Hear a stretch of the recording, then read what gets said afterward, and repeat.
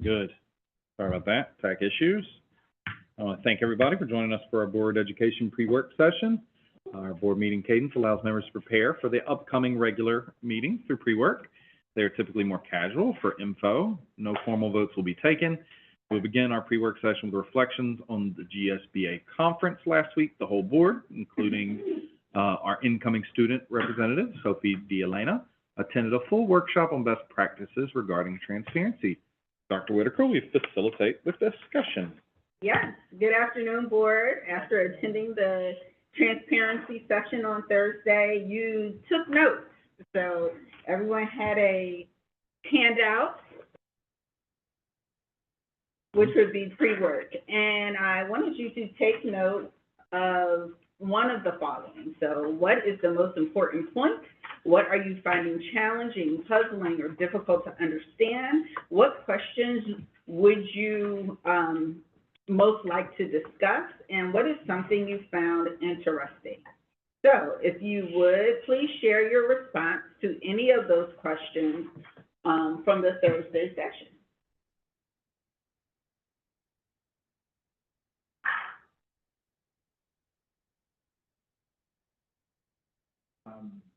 I mean, given that the entire day was spent talking about transparency and ensure that not just that we're meeting the governing standards of transparency, but that in fact we're doing a good faith effort to be as clear as possible with the community, with stakeholders, with staff, with everybody involved in the system. I thought that was obviously the most. Okay. Wanna share? I thought that they described transparency as how, in education, how easily information can be seen and found, not necessarily what it is, but how easily.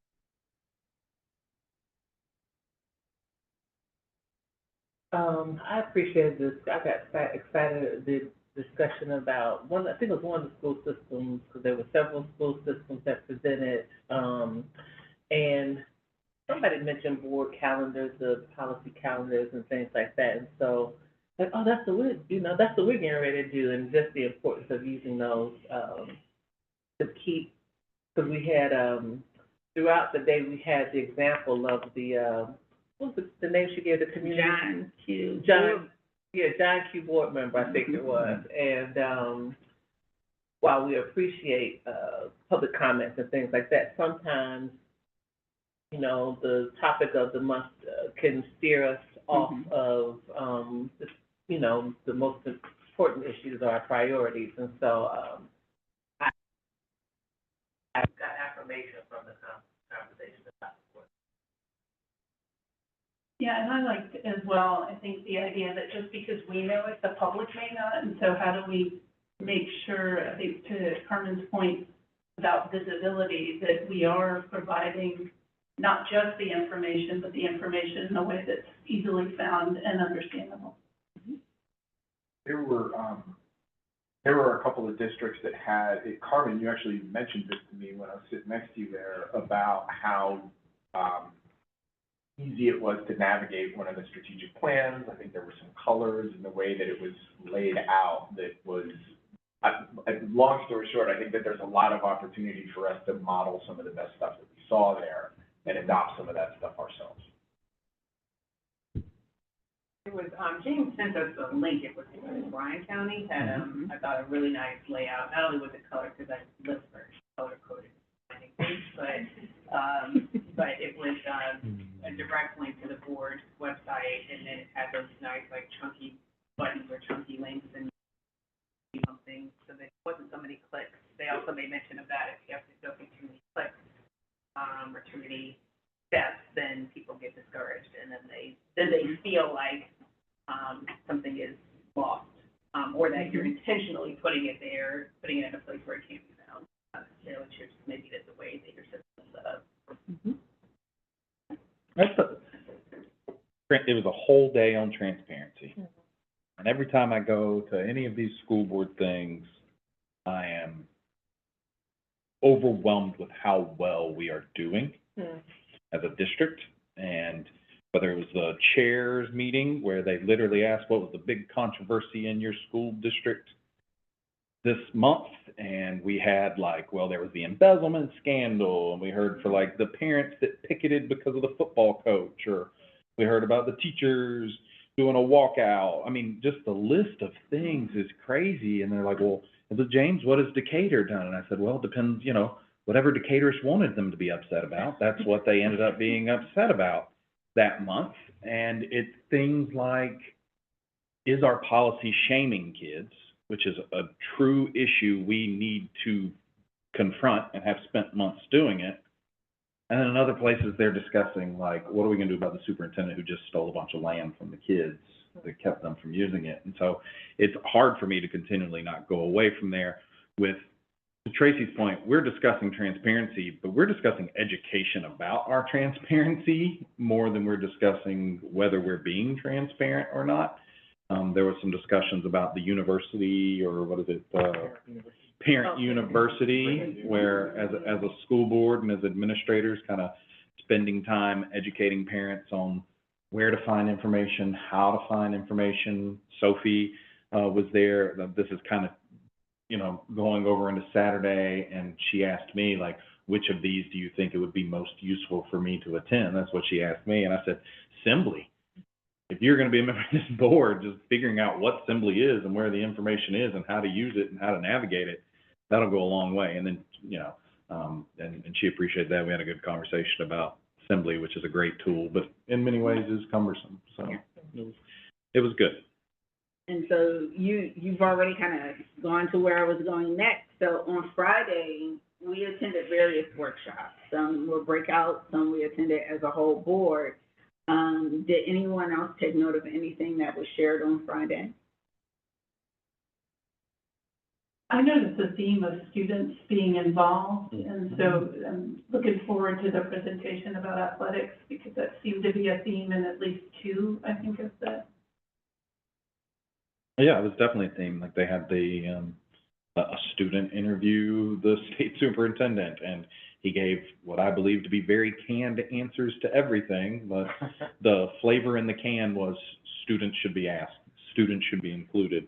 We should look to students to guide us on a lot of that stuff. So that was my that was also my takeaway that I wrote down on Saturday, was to continue to be student focused. And there we were with the only student representative in the entire state of Georgia. So I was really proud of how well Sophie did. I was very much looking forward to working with her on this board. And I think that it felt good to be ahead of the curve on that particular piece of work. And to James's point, they did have a student come and present for one part of those plenary sessions who was, I forget which county she was from, but she was their star student. Mm-hmm. And, Dublin City. Dublin, yes, and it really struck me, how much this child did with so very little. Kind of briefly, she was a kid who was raised in a family where, she had a lot of housing insecurity, a lot of food insecurity. Her mom always had substance abuse. And just the fact that she had so little in the way of parental support, so much family, lack of structure. She lived with a sibling 1 minute, then another sibling, and kind of just motivation that her ticket out of this dysfunction was a solid education. And she said she kind of liked the challenge, but she realized that her ticket out, and the one thing that people could not take away from her was that diploma. And Southern on a full ride, and first in the family to get to college. And I think it was, just in looking at some of the counties, I think it was striking to me how much kids can accomplish with less if they are pushed to do so. And I think to James's point, I think sometimes we indicate or lose sight of the fact that we have so much here. And that's not that our kids don't have struggles, and our families don't have struggles, of course, but some of these counties and school systems are operating with like the bare bones of it. And, she was, and they still make it. And that child was just, I mean, she was a tearjerker, and to her, it was another day at the office, you know? And, I thought she was, a story worth repeating. I think a story that would have been inspirational to a lot of our parents. I was hoping y'all wouldn't look over at me during that story, because I was all wet in the face. Incredible. Well, thank you for engaging in the training. Not only does it help to fulfill the state requirements, the training requirement, but as a governance team, to have the full board to attend, is special. And Emmanuel County's performance at the Top of Friday was a great example of how special it can be when you have one band that is one sound. So, Chair Herndon, any additional comments you would like to make? No, it was good. It was a good conference. I want to thank all of my board members for taking time out of your lives to come down and be educated. It was a good weekend. Now go on to the next agenda item. Please do. Okay, so the next item is the 2024-2025 Board Action Development Plan, your action plan. So last year, this board engaged in many learning sessions at our board retreat. So July session was on roles and responsibilities, the board and the superintendent team. August session was Georgia Milestones Data Deep Dive, all in success for all students. November session was the Super 6 top questions school board members should be asking their superintendent. February session was an update on the board superintendent's communication norms. And finally, May session was what board member Jana Johnson Davis referenced earlier, was on the board management oversight process and key performance indicators. All of those board retreat sessions were in addition to the GSBA GSSA annual conference in November with former board member Tasha White, new board member local training of board member Tracy Anderson, and that was 2 full days. Also new board member workshop facilitated by GSBA with board member Tracy Anderson. The new board chair workshop which was attended by board chair Herndon, and last week's full board entire attendance for the GSBA annual conference. All of that learning, and we also read a book, Great on Their Behalf. That totals 66 hours of training. Earlier this semester, we completed the board self-assessment, and you noted 3 standards as needing improvement. The first one was Domain 2, strategic planning, annually and as needed, utilizing the adopted strategic planning process. The governance and leadership team monitors and reports progress on the performance measures. The second one was Domain 3, board and community relations. The governance team develops a process for creating a culture where input is sought, heard, and valued. And Domain 3, financial governance. The Board of Education, upon recommendation of the superintendent, adopts a budget that adheres to state law provisions and is consistent with its strategic plan. So, what we heard last week at the conference, did any of you note anything from that training that would help us address some of those areas that you feel we need to improve upon?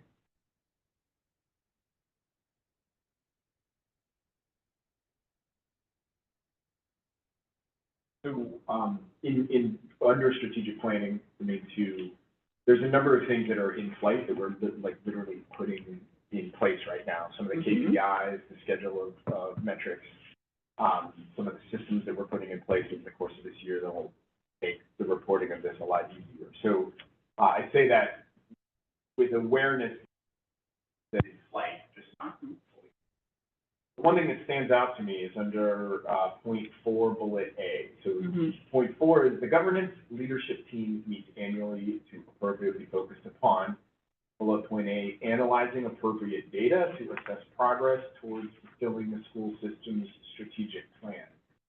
The phrase appropriate data stands out pretty strongly. And so,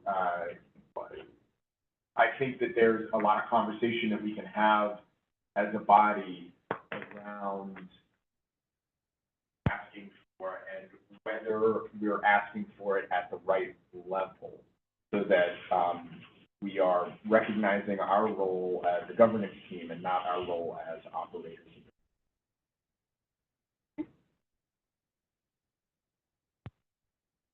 Anyone have anything else? I mean, domain, you know, are we on the domain 3? Mm-hmm. That, you know, board and community relations, that board you process spoke to me. That, you know, parent 101, and the other thing spoke to me is I've been reading a lot about retention of staff lately. You know, nationally, about 82% of people this year. Like, I think as a 39-year-old, you're more likely to quit your job and take a new one than you are to keep it last year, was the data. Don't quote me on that data, but there was something to report. And up that we're not necessarily tracking is people who feel like they can complain tend to like their job more than people who feel like they can't complain. And I've spoken to you privately about that, but then also, you know, something in my professional life that I go through is like job security, and teachers are at the top of the list having like the most job security, but they just are. They're statistically, you're most likely to be able to find a job if you're willing to go into a classroom, but they're near the bottom of feel like they have job security. And so as a board, board and community relations, figuring out ways to tackle that and take some of the information we got there and that other good school boards are doing, I think is pertinent for us. Sorry, that was long-winded. I agree with, the parent university, came up several times on Thursday, during the GSBA conference. And at our table, we had conversations about things that, like the budget, may be difficult for parents to understand. And, you know, I think that it's not a matter of parents, being unwilling to try to understand. It's just a lot to understand. And so, you know, I just wanted to piggyback on James' comment that was something that I would like for us to look into. Mm-hmm. Yeah.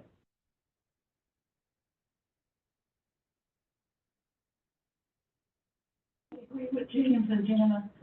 Dana? Jana, sorry. All right. So, that being the case, boy, you have kind of a straw man in front of you around some things that we can incorporate for next year. So for Domain 2, Strategic Planning, there is a school board U course called Making the Grade, Examining the Role of the Board in Improving Student Achievement. That kind of speaks to that appropriate data and at what level. Also, for board and community relations, there is Bridging the Engagement Gap, Building Community Support and Involvement in Your District. And then finally, for financial governance, there is the Essential Guide to High-Performing Boards. As a board, yearly, you should have a session on ethics. So I'm proposing in August that we start with the session on ethics for the board retreat. And then those other school board topics, if you will, would be what is facilitated as well by GSBA. So all of those top sessions, August, November, February, and May, that would be the action plan to support those different areas, and the content would be facilitated by GSBA in those months. Based upon the parent talks around policy, things of that nature, That's when you're taking what you're learning and applying it in the community meeting. So developing what would be a parent you, parent university, and having true robust conversations around policy. In January, looking at strategic planning, the Georgia Vision Project is a foundational document to strategic planning in Georgia. So I would like for us to take a deep dive into that in January. And then for what we have said for budget, we're going to have 2 community meetings, one before the tentative budget adoption and one after. So there would be one community meeting that would be focused completely on a budget Q&A, and then that second one, I think we would probably find some topic to fill it with. And then just our ongoing learning as a board, I would suggest the Governance Core, which is by Davis Campbell and Michael Fullen. And this is a book that really is aligned to all of the domains that GSBA highlights, but specifically there are pieces in here that align to the standards that we said would need improvement. So I will continue to work on, you see a draft of this document and the such, and I will make sure that all of this is codified and presented for submission next time that we meet. I think there's just a typo. Okay. In August is, ethics, domain 7 is listed up here, financial governance. It might be 8, it's 8. Well, but then financial governance is a different standard on the thing than it is. It's 8. It shouldn't be 7, it should be 8.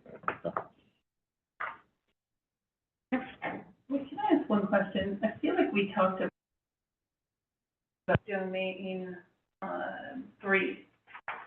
And I don't remember if we landed on anything. So, you know, we have those community meetings, which are great. We have public comment, but I think we had a discussion regarding, and maybe this is partly what you're talking about, James, in the education part, but I feel like we kind of stalled with, like, are we doing that kind of automated email? So if someone's emailing us, they're getting a response right away to know that we can't respond. Anything else regarding that two-way communication? You all remember what I'm talking about when we talked about emails and Yeah. change it, like, you know, during COVID, we got this number of emails. Right. So that's just a work in progress for us. You mean discussing the norm of the board on how we respond to emails particular, or do you mean something more broadly? That specifically, and then, more broadly, if there was anything else we wanted to do. I think we talked about this in, Savannah, the community meetings, you know, getting more people there, so we're actually capitalizing on the opportunity. Yeah, I was happy to see that parent university part is part of September, Okay. and I would hope that would include communicating with people who can't attend or won't attend, you know, And then in terms of our emails, our board norms kind of provide guidance on that in terms of typically we're forwarding those emails. If one board member receives an email, then we respond and copy the entire board. mhm. But we typically, in that communication, will say we're, you know, copying or sending this to Dr. Whitaker, because a lot of times it's operational questions, Sure. and she and her staff can best address those. I think my question was more, I thought you had asked this, Carmen, and it made me think about it. You know, so-and-so doesn't know that we can't reply, so is there something that we're putting out there? And maybe that's part of the larger improvements on communication. Am I wrong about that? I feel No, like I we just- talked about the fact yeah. that a lot of people may not know when they email the board. To Mhm. your point, it's an operational question, and therefore we're not. So is that something we're publicizing, or can that be in an automated response to the board? Kind of in the automated Okay. response that's sent. Okay. It is a link to the norms. Yep. I'm happy to revisit that and maybe discuss fine tuning that communication with the communication office. And then, yeah, I mean, I'm on board with it in principle. I mean, I shared that I like Bryant County's very Yeah. felt like elementary school teacher version of a website, and that's what I'm hearing people call for. I guess it could also, a blurb could be added to our board, bulletin newsletter that goes out after every board meeting, which summarizes what happened during board meetings. I think the other thing we talked about briefly in Savannah was maybe adding one or two sentences to James's comment that say, you know, in addition to the fact that we're not allowed to reply, that say, you know, HR issues are usually answered by this person. Issues related to operations are usually replied to by this person, and it's, you know, maybe one or two sentences so that people know that if they're asking a question about teaching and learning, it's usually not us that replies those emails. So, And maybe that could be added to our newsletter too, in terms of, got a question about the budget, yeah. you know, or, and list the appropriate contacts. Mm-hmm. So let me just ask really quickly, do we want to direct that to the superintendent? Well, that's what I was, Section as I to do said this? that, I was thinking that too. Yeah. Yes, I would be so- much more comfortable with that. Yeah, no, you're right. So the way that it stands, if it is an operational question, you know, I typically will just reply with a response that will say, such and such will be in touch with you, and whoever that such and such is a member of staff. And I say who that person is. If it is something that is specifically to the board and they are wanting the board's perspective, Chair Herndon then does respond.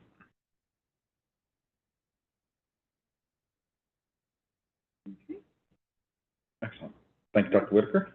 Look forward to reviewing the comprehensive plan in August. Thank you, board members, for the discussion. We will now move immediately into our work session. So close that up, and then kicking off a work session. We've got some time to make up. Yep. Thank you for joining us today for our work session. Board member Utz, would you like the pre-work agenda? Very loaded question. Yes, I would. I don't have a formal script for what I'm requesting, but I think that I need to open a conversation around two items. One, how we address adding or amending our policy schedule. And then a very specific question about I'm drawing a blank on the policy right now. Cell phone coverage in the schools. Yes, I would like to initiate a conversation around whether we want to begin the work on a policy related to that as well. Let me try my best. Board member Utz makes the motion that we discuss, one, the cell phone policy in schools, and two, how we add or amend items to The policy calendar. the policy calendar. Do I hear a second? I second. All right. Board member Anderson seconds the motion. Any discussion? Okay. All those in favor of adding those two items as motion to the agenda, please say aye. Aye. All right, Dr. Whitaker, we're going to jump per the agenda to our first presentation. Yes, thank you, Chair Herndon. I would like to call on Mr. Rodney Thomas, Athletics Director, to provide the 2023-2024 Athletics and Activities Review.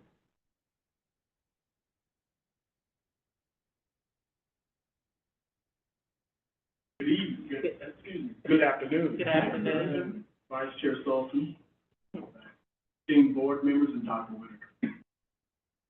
Chance to present some exciting updates from our athletics department's 2023-24. The mission statement of the 6 schools of Decatur Athletic and Activities Department is to assist students in the development of the whole person through education and competition, and to stimulate a lasting attitude of discipline, integrity, leadership, and social responsibility. The foundation of this directly aligns with the strategic accelerator, building and sustaining an engaging and inclusive culture. To that end, Decatur High participates in 18 Georgia High School Sports Association sports, GHSA. We have 8 non-GHSA sports at Beacon Hill Middle School: soccer, volleyball, football, cheer, basketball, track and field, swimming, and cross country. By incorporating and maintaining a robust athletics program within our schools, we cultivate an inclusive and engaging environment thus providing equitable access and opportunity for all. At DHS and Beacon Hill, our athletics program has an impressive array of over 50 teams, spanning both varsity and JV levels, and encompassing participation from both boys and girls. In total, approximately 1,100 students actively engage in extracurricular activities, and with 848 students from DHS, 252 students from Beacon Hill Middle School. A significant portion, 46%, of DHS students actively participate in GHSA sports, indicating a widespread and enthusiastic involvement in athletic pursuits. Fall sports at DHS offer a variety of activities, including football, flag football, cheer, softball, cross country, and volleyball. These sports provide different ways for students to be active and have fun while learning important skills like teamwork and perseverance. Decatur High School's fall sports team had several accomplishments. The girls cross country team was a 5A state champs. The volleyball team were region champs and made it to the Elite Eight in the state playoffs. Finally, the softball team was region champs as well and hosted their first ever super regional state tournament. Beacon Hill Middle School, the boys soccer team, won the Atlanta Metro School Soccer League. DHS, the Beacon Hill Middle School girls cross country team, finished third in the state meet. These achievements showcase the dedication, talent, and hard work of these student athletes, coaches, and support staff at DHS and Beacon Hill Middle School. Engaging in these sports not only helps students stay healthy, but also fosters a sense of pride and community within the school. Winter sports at DHS include basketball, cheer, swimming, and wrestling. These sports provide opportunities for students to stay active and engaged during the colder months. Basketball, wrestling, and swimming are intense and competitive sports, while cheer brings energy and spirit to support the teams. Our winter teams and individuals performed well. Headlining winter sports is Isaiah Lewis, who won the 5A state championship in the 50-meter freestyle swim event. Our boys basketball team also won the region championship for the second consecutive year. Ronan Sims, a wrestler, finished 5th in the state in the 165-pound weight class. Our Beacon Hills teams competed well and finished strong. Spring sports at DHS offer a diverse range of activities for students to enjoy. These include soccer, lacrosse, baseball, tennis, golf, esports, literary, track and field, and gymnastics. Most of these extracurriculars are exciting team sports that promote teamwork and skill development. Our spring teams and athletes performed exceptionally well this year. In track and field, our girls 4x800 meter relay team was state champs. Team members included Sophie DeElena, our student school board representative, Sydney Powers, Olivia Sawyer, and Kate Sherwood. In addition, Sophie DeElena was girls 5A state champ in the 800 meter run, and teammate Ben Markham was also state champ in the 800 as well. The girls track team also won the Region 5A championship. These are wonderful accomplishments for a track and field team without their own track to practice on. In addition to the track and field success, the boys soccer team finished as 5A state runner-ups. Girls tennis made it to the Final Four, and boys tennis made it to the Elite Eight. Girls lacrosse were region champs, and the baseball team finished as region champs as well.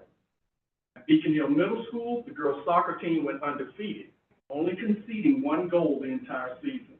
In addition, Lucy Duncan won the 100-meter hurdles in the county middle school meet. As an athletic and activities department, we are proud of our many accomplishments, and we are aware of several key challenges for our department. These include transportation of our athletes during the spring season, access to suitable practice and game facilities, and the recruitment and retention of coaches. To address our transportation issue, we plan to implement scheduling adjustments, and due to recent legislation, our transportation director is exploring the possibility of acquiring smaller transportation that our coaches can drive. This will help ensure that our athletes can attend practices and games without disruption. In terms of practice and game facilities, we are committed to expanding our partnership with Agnes Scott and maximizing the use of CSD gyms. By optimizing these existing resources, we aim to provide our teams with adequate space and to train and practice. Finally, concerning recruiting and retaining coaches, we will intensify our efforts in collaboration with school principals to focus on identifying and engaging teachers who are enthusiastic about participating in extracurricular activities and ensuring a dedicated and supportive coaching staff for our teams. Once again, Decatur Athletics has enjoyed another successful year. 15 of our 18 GHSA varsity teams reached their respective state playoffs. We take great pride in the diversity represented across our various athletic teams. While we acknowledge that we still have progress to make, we've come a long way from where we started. A huge shout out to our dedicated coaches who have made deliberate efforts to ensure that our athletic programs reflect the diversity of the entire community. While our teams have achieved impressive individual and collective accomplishments, what we truly cherish are the positive interactions and lasting experiences our student athletes take away from their time with us. We extend heartfelt thanks to our parents, the administration at both DHS and Beacon Hill Middle School, and the Booster Club for their unwavering support throughout the year. Looking ahead to the 2024-25 school year, we eagerly anticipate the opening of the Legacy Park Track Complex, which will further enhance our athletic facilities. We also anticipate continued collaboration with the City of Decatur, leveraging its resources for practice and game facilities, as well as the recreational opportunities it offers throughout the Parks and Recreation program. We expect to see continued growth in the diversity and equity of our student athletes and increased participation across all sports. Special thank you to Dr. Whitaker for his steadfast support of extracurricular activities and the entire Athletics and Activities Department. Your involvement has been invaluable to me and my team, and we are grateful for your ongoing commitment to student success. Answer any questions? I have a question. Yes, ma'am. I happened to catch one of the games when the boys, baseball games, when the boys in the playoffs. I was approached by a couple folks about transportation. And so is what you mentioned earlier, that will help to address the challenges that the baseball players? Especially with baseball, especially strategic scheduling. Yeah. We are currently in a region that I think half of our teams are from DeKalb County. Most of those teams do not have lights. So the baseball games have to start 4:30-ish. We really can't get transportation until 4:30. Mm-hmm. And so I have a meeting next month with the athletic directors from across the region to discuss this, because we can't have baseball games starting at 4:30. Mm-hmm. It doesn't work. And I know it doesn't work for any of the schools in DeKalb and us, as well as across the state, because so we're gonna have to schedule, and if we can't schedule the day games at the DeKalb schools because they don't have lights, we have to reschedule them for after time changes. So we just have to be strategic in our scheduling Sure. of those events. That's a lot to consider. I hadn't even thought about time changes. It's a lot. Yeah, It's a lot. yeah. Thank you. I have one question, and I don't know how easily this is answered. So, for the region in which we're participating, how do our student athletes compare space-wise? Like, I mean, in town, all schools, I thought, struggle with one gym and one. Not DeKalb. Yeah. Some of the schools have, most schools have more than one gym on campus. Especially when you look at the Fulton and Gwinnett schools. And those schools make up our new region that we're going into. That's hard, because not only with scheduling our school events, our athletic events, we have the band, color guard, and their need for space. So it's hard with one on-site gym. It is hard. But will the Legacy Park help alleviate some of that?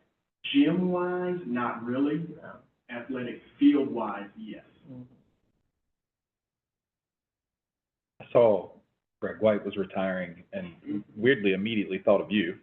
How how's our relationship with the city? Is there anything as a board we could do to help, or are they just fantastic and you're good? I have not had a problem working with the city.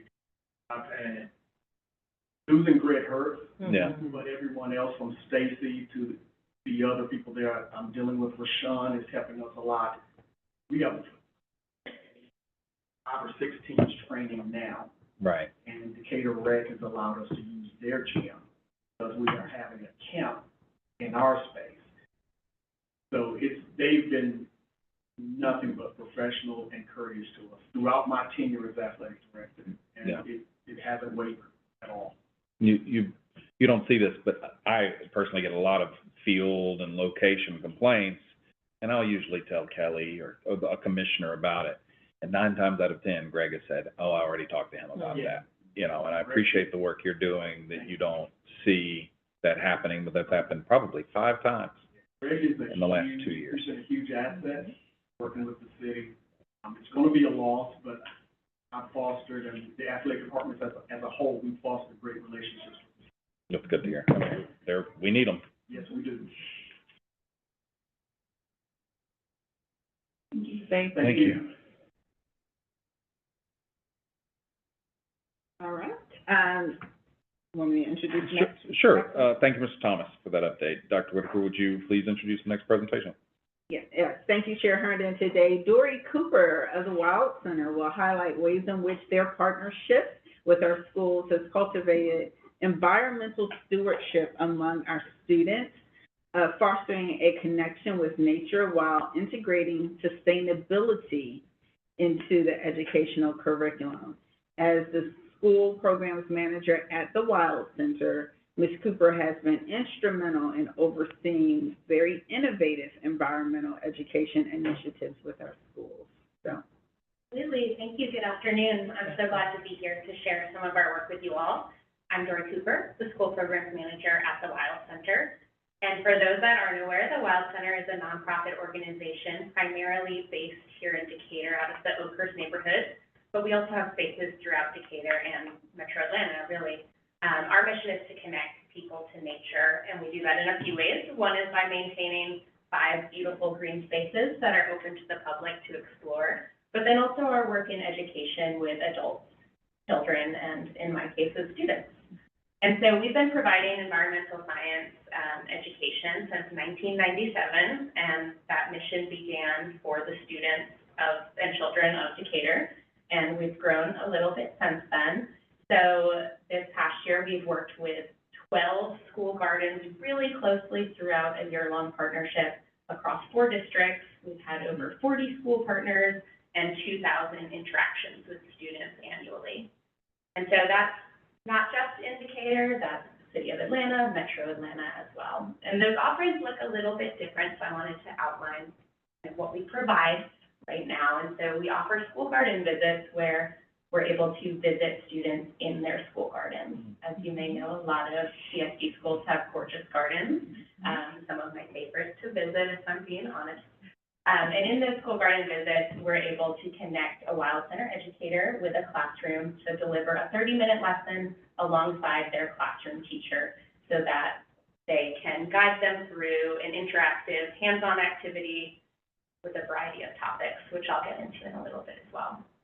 We also have field trips to our 5 gardens, so we welcome students all over Metro Atlanta to join us at our school gardens, at our Wild Center gardens. Something that I think is really unique for CSD with those field trips are oftentimes schools are able to walk to those sites and have walking field trips. And so that further supports our mission of sustainability because we're not having those school bus emissions, which I think is special and a unique experience for students.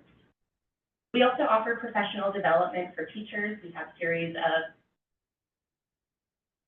in school or on our site. We offer monthly webinars to engage with school garden educators, and even our classroom lessons, our school garden lessons that we do are designed to model outdoor education for those teachers. And then lastly, we also manage the Decatur Farm to School Committee, which is a group of parents, community volunteers. We engage with school nutrition and coordinators of the school gardens to help support getting more fresh foods into schools and connecting with students. And I do just want to highlight that our school garden lessons are more than just environmental science and gardening, even though that's definitely our thing and what we do best. Our lessons are also kind of looking at the holistic whole child. So we do food and nutrition education, conservation and community innovation. A lot of the requests we've been getting lately, for example, are things like compost building, solar panels, more of those STEAM sustainability solutions. And then, of course, social emotional learning is very important for us, helping students feel connected with one another, build confidence, and find joy and passion in their lives. And then art, math, ELA can all be connected really easily through the garden. Last year at First City Schools of Decatur, just to show you some specific stats, through the Decatur Farm to School Committee, we gifted $1,500 in school garden grants to do some basic repairs in order to keep those gardens functioning. We hosted 25 field trips for CSD students, 48 school garden visits, and we saw around 1,400 individual students, many of those multiple times throughout the year. We also planted about 4,500 seeds in school gardens and got to taste about 1,200 servings of vegetables with students. It was a really fun year for CSD. And this, just to show you, this picture is the garden at College Heights Early Childhood Learning Center. This is the strawberry patch that we got to enjoy before the end of the school year, and all students got to pick and taste strawberries. And so our program goals for Wild Center School programs kind of hit a few basic markers, and that's improving access to fresh fruits and vegetables and knowledge about healthy eating. It's giving students opportunities to get outside during the day and connect with nature, of course, but then also support the curriculum and environmental science standards to support teachers in their work. I just wanted to share two quotes. One is from a third grade student that from last year's programming at Cleveland Ave Elementary School, so outside of CSD. But she said, "We were learning about the soil in science class, and then we get to see it in the garden. It was exciting because you get to put your hands in the soil and make a little hole for the seed." Additionally, we've heard a lot of positive feedback from our principals and staff that we work with. The assistant principal at Parkside Elementary School said that they've seen dramatic increases in math and science scores this year for 5th grade. In my opinion, this is due to the lessons they are learning in the garden. Even if it's not the lessons themselves, they're able to get fresh air, come back to class ready to learn, which I think is a really valuable piece of the work that we do. And so this is my contact information. If you have any questions and want to reach out to learn more, you can also learn more on our website, wildcenter.org. But I also want to open it up for any questions that you may have for me.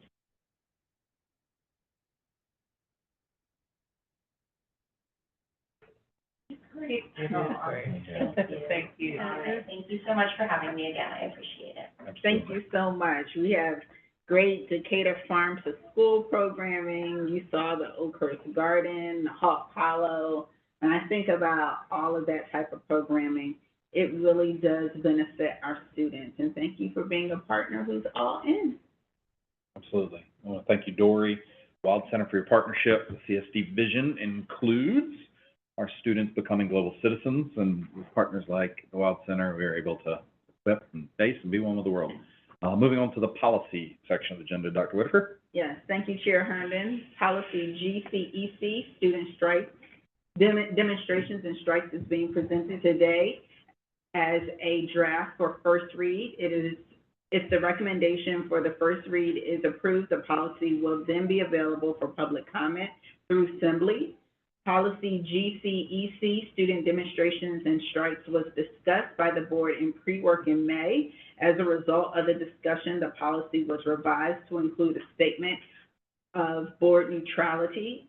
Specifically, it states, by permitting student demonstrations through this policy, the board takes no stance on the viewpoint of the groups that exercise their right to free speech and assembly. The implementation of this policy shall be the viewpoint and content neutral.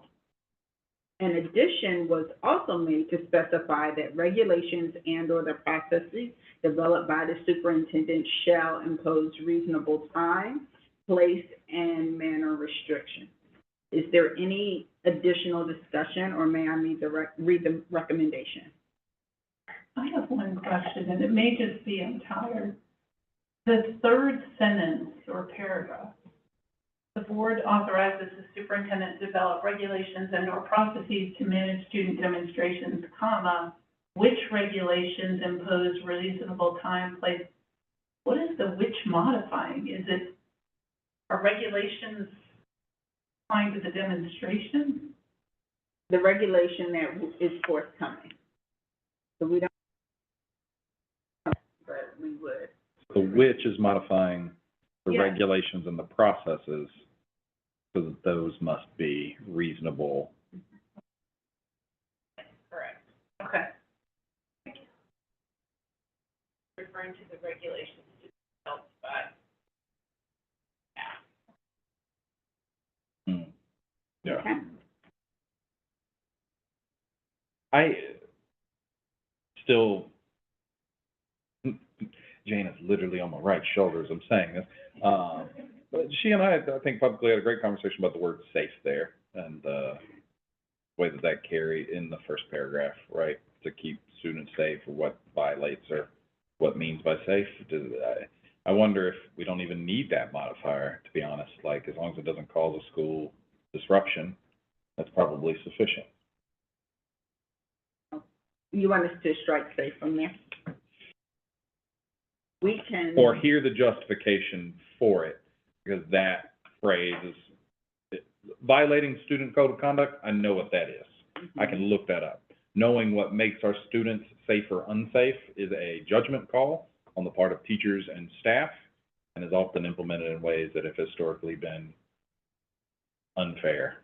And so I hesitate with any rule that says, like, you need to stop it if it's safe or happy or pretty, or, you know, I prefer that we had phrases that were clearly legally definable there. No, I'm gonna disagree. Okay. I think that we had a conversation about why we wanted safety in there, just because we recognize that there can be circumstances and there can be topics, and there can be reactions to demonstrations that actually create unsafe environments. We did not want to close the ability or preclude the ability for the schools or for the administration to take that into account when making decisions about what the right regulations are, or what the enforcement is, I guess I should say. Okay, so it's stopped if it interferes with the educational functions. It's stopped and has regulated if it keeps the normal operations of the school. It's stopped if it disrupts the day-to-day activity of the schools. And it's stopped if it violates the student code of conduct, and replace stopped with regulated there the whole time. I apologize. So what defines safe for me that doesn't violate one of those? So if a student wanted to demonstrate in the middle of North McDonough, Okay, in the middle of North McDonough, not like on the sidewalk, but okay, on the street, that is a physical safety, where you're not doing anything inside the school, but Not we are certain, going so. to make sure that where you are demonstrating is safe. I think that there could be innumerable. So that the public can hear. I mean, it would be difficult for us to go through every single circumstance that could possibly be student safety, but didn't violate the code of conduct or one of those other things. But, right, you know, in addition to what Dr. Whitaker mentioned, if, you know, they want to hold a student demonstration at a time when, say, Beacon Hill Middle students are going to visit the high school, and so this could cause student safety concerns because we have younger students on campus. What is that going to expose them to? Then we've got parental concerns, so there's no violation of the code of conduct. You know, but it could be a safety concern. It gives,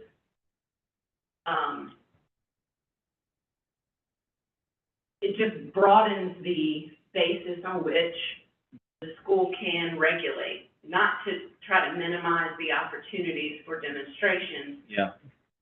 to protect the students and the staff. From my perspective, while allowing for the free speech and assembly of students is a high priority, and it's a value I think that we hold and that this district holds, our number one job is to ensure the safety of the students. Our number two job is to ensure the education of the students. I think both of those need to be called out very clearly.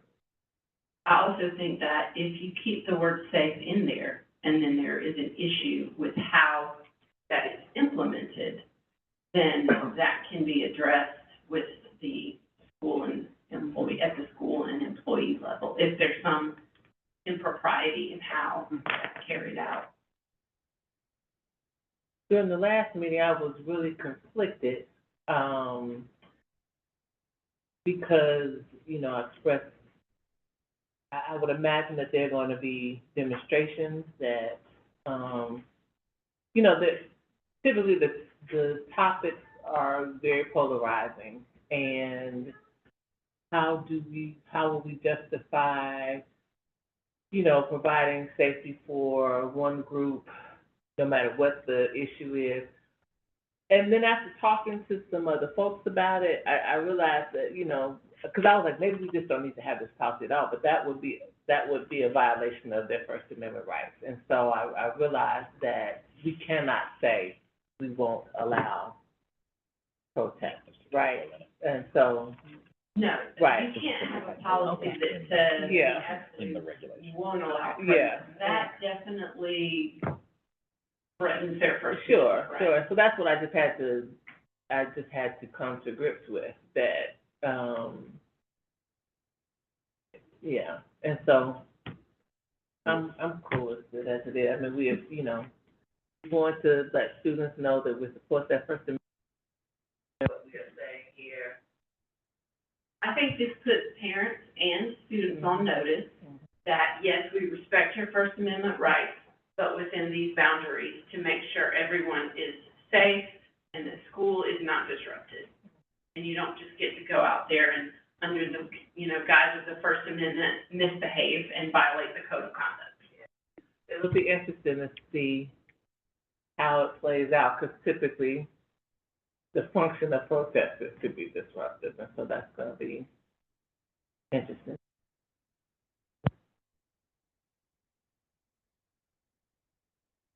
Thanks, Gary. May I read the recommendation? Yes. The recommendation being made is that the City Schools of Decatur Board of Education accept policy JCEC, student demonstrations and strikes, for first read. Do I have a motion to accept policy JCAC for first read? So moved. Thank you. JCEC. So moved. Do I have a second? Second. Thank you. Any discussion?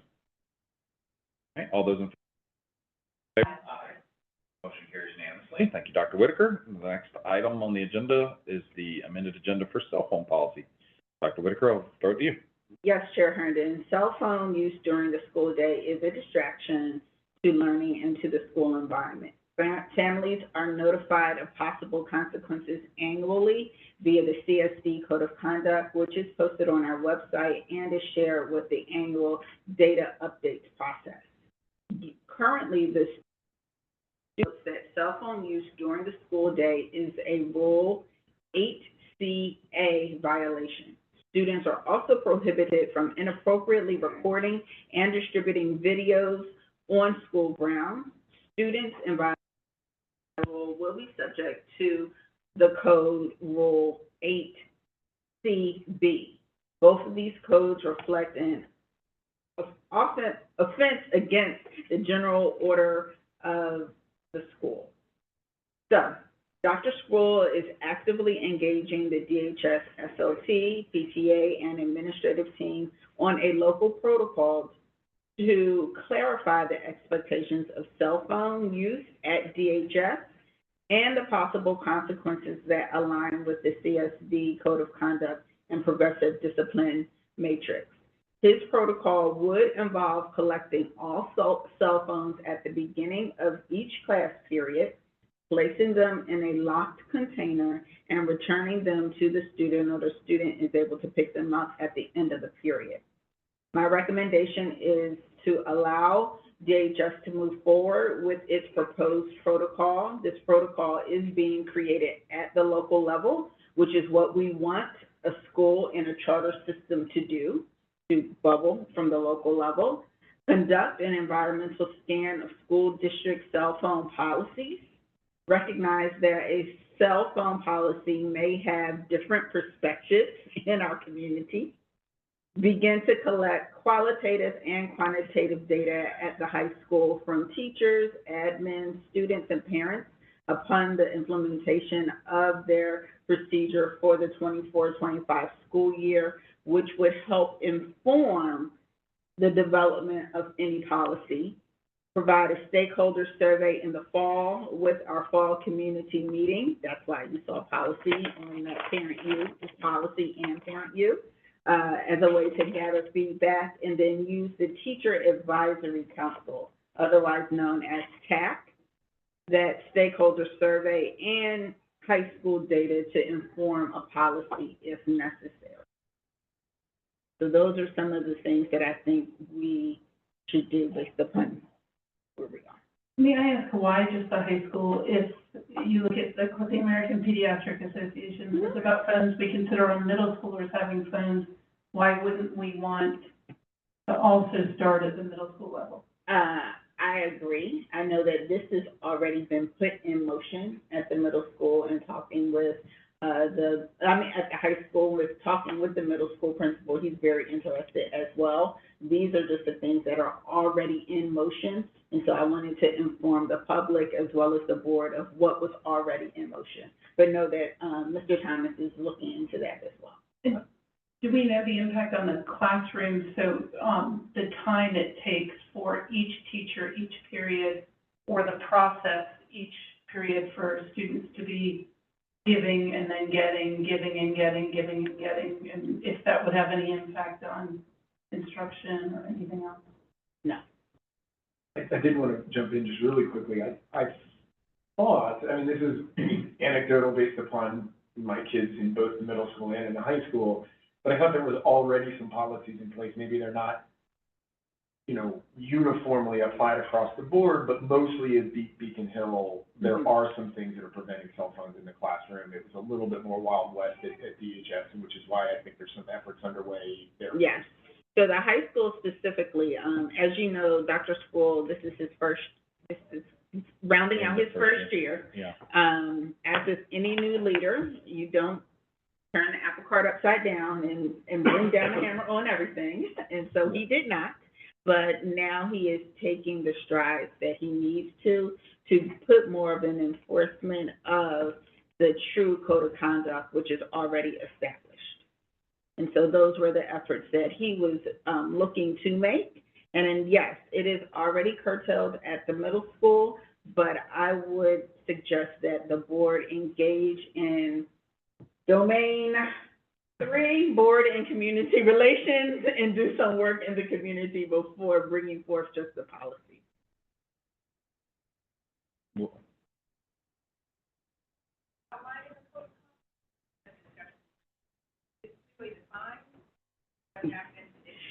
Yes.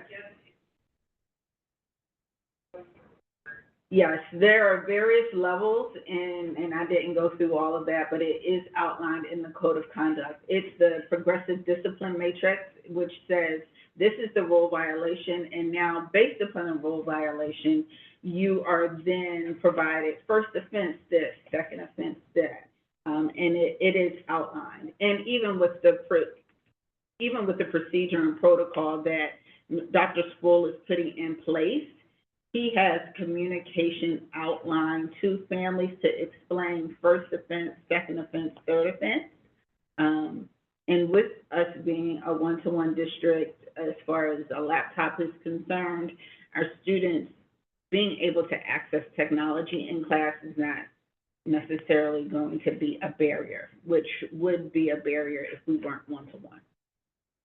I just want to preserve the rule of order. I believe that we probably need to have that question read into the Oh, read yeah. into the recording so that So we have can hear it, Yes, yes. exactly. So one of us can read it in, I guess, or? Yeah. All right. Feel free. Dr. Sultan, would you please repeat your question? I can.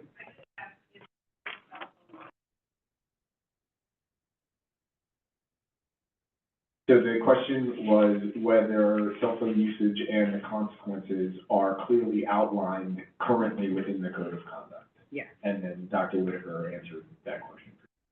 So, I don't know if this can be answered, but I'm just thinking of my experience in the classroom with students and cell phones. So regarding these, if your characterization of the Wild West applies, then, and I'm not familiar with Beacon kids not using their phones, there's a learning curve, so what's gonna happen, I guess, are the teachers managing the new attention given to first offense, second offense, third offense? Is that what Dr. Spool will be outlining, or? No, Dr. Spool is working with his administrative team, his SLT and his PTA to come to consensus on all of those pieces. So I'm not going to speak to what would be that final product. He's working through that with his team.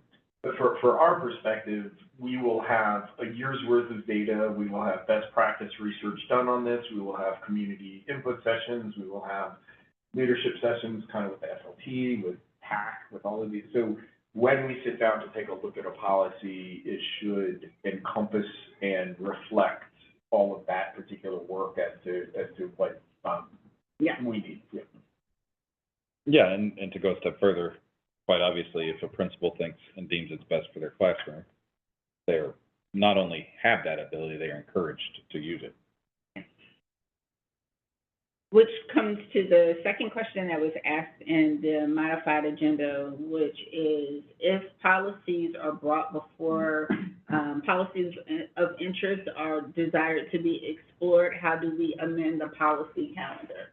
So at the May board retreat, we provided a straw man, if you will, of a board management oversight process, which included updates on all strategic accelerators of the strategic plan, the budget development calendar, as well as a policy calendar. In August, there is a presentation that would include really what policies we expect to bring to the board. At that time, we would have a full calendar. So right now, every month, we've identified which code, i.e., whether it's a financial policy or a personnel policy or an instructional policy, and when that would fall per month. In August, we will take it a step further and give you actual potential codes and or topics for which you will be able to react to, provide feedback on, and then we would modify that plan. That's the purpose of that August conversation. From there, if things were to come up, meaning something catastrophic, we would be very similar to the way we modify a board item. We have a process by which a board calendar or the board agenda is slated. I discussed those items with both the board chair as well as the vice chair. After that, if there are any other items that need to be addressed by the board, it is one that needs to be taken to the chair, and then the chair facilitates whether or not there is really majority to determine if it is added. My suggestion is, just like we do that for board items, we would need to do that for policy, and that will help refrain us from picking up the flavor of the month for policy, but more so keeping in tune to what we know we need to address, as well as what we need to adopt or even review for adoption. Is that a board norm that we would add? So we would We would add a add- board norm that just mirrors exactly agenda change, but in this case for a policy. Yes, Yeah, I'm good. that would be my suggestion. I like that suggestion. I do too, I support that. Okay. Excellent. So be it. So be it. All right. Does Jana and I have a strong enough voice that it just makes it be the way that it is, or do we? I mean, it's a question about the procedures of how the superintendent presents things to the calendar for us, right? But, no, we're gonna create a norm and then I need to update the norms officially and bring it adopt back. Got it, okay. Yeah, so, changing, but we'll do. Thank you, Dr. Whitaker. Next presentation. Yes, Chair Herndon, Mrs. Walker, Adina Walker, our Chief of Human Resources, will provide the monthly HR retention and staffing update.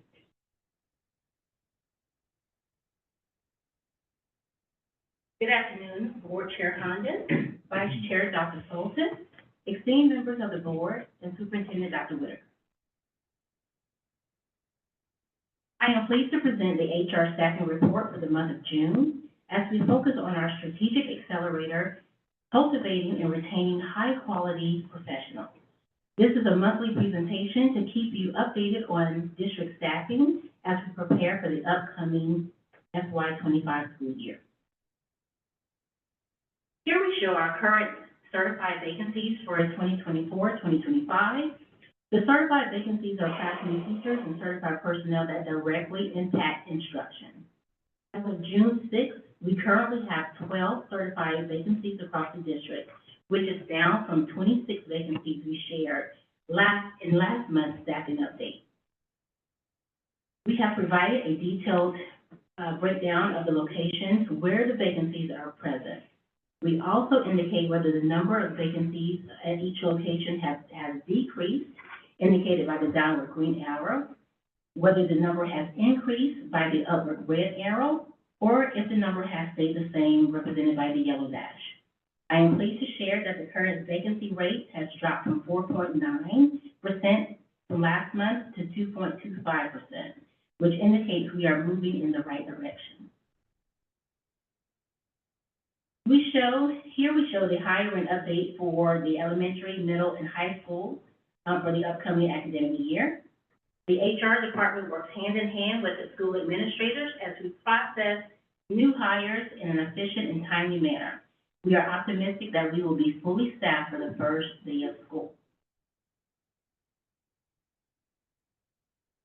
The CSD experience is how we create the best experience for our staff to retain them from the time they are hired to the time they retire. One of our main strategies for attracting and retaining staff is to establish partnerships with universities that we can help grow staff professionally and build capacity and skills for their roles. In May, as part of Teacher Appreciation, we collaborated with Moreland University to provide $500 scholarships to charter waiver teachers and classified staff pursuing their initial certification and educators pursuing their master's degree. On the opposite end of the employee's life cycle, as employees separate from the district voluntarily or involuntarily for various reasons, we gather and analyze data from exiting employees. To help us in this effort, we engage the services of a third-party vendor called Upbeat, who is an industry expert in conducting teacher engagement and exit surveys. For this pilot, Upbeat will thoroughly analyze the data and provide consultation to the district leadership on insights gained from DHS and Beacon Hill Middle School schools. This will help us understand the data better and use it to improve employee retention in the future.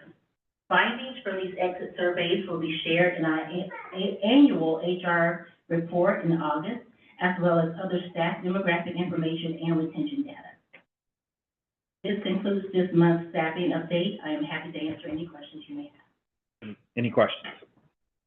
I had a question, I don't know if this is answerable. The exit survey, is that sent just to the, CSD email? I know it's sent to their personal email because if they're exiting, we make sure that they get both of them. It's in both places. Do we track, kudos, to the hiring and the, closing the gap of the retention. Do we track how many people left, or just right now we're tracking the vacancies? Yes, we track, how many people, left.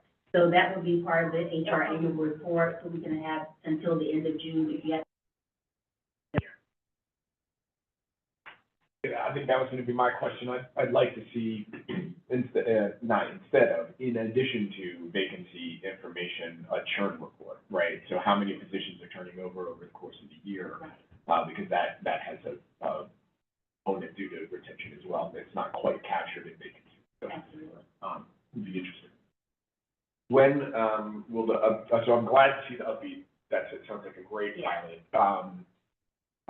Is that just over the next year, and then they be a longer-term partner, or what's the thinking? Yeah, what I really wanted to do, like I said, pilot that company, just to see if we like how they disaggregate the get data and analyze the data. We started out with Beacon Hill and DHS, because of course, those are the bigger schools and they have the most vacancies.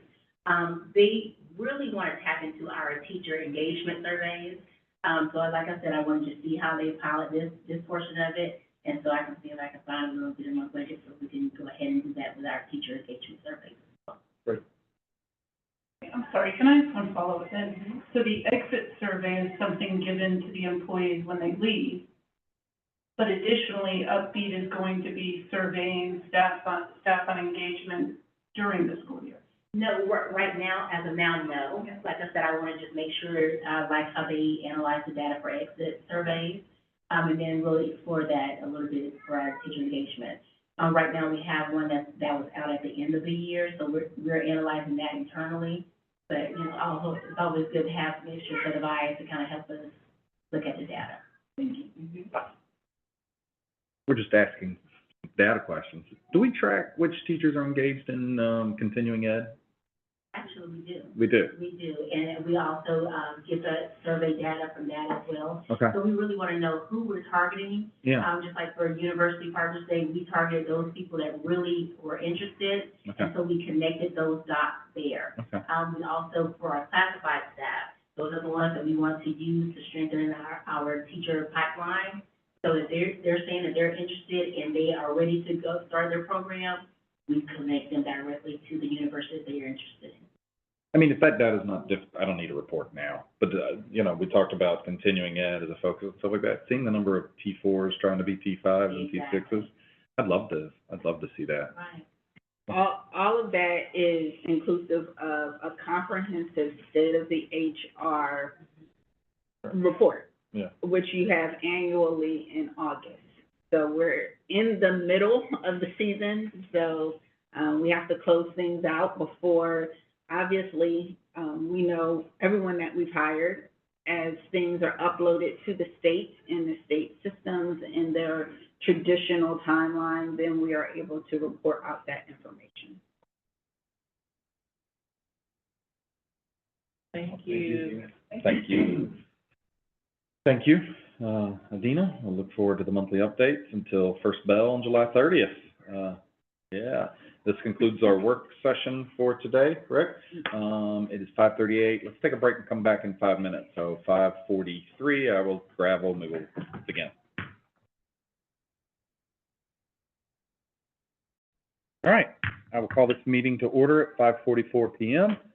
I ask we silence all cell phones. We'll begin with a moment of silence, followed by the Pledge of Allegiance. At this time, I ask everyone join me in that moment of silence.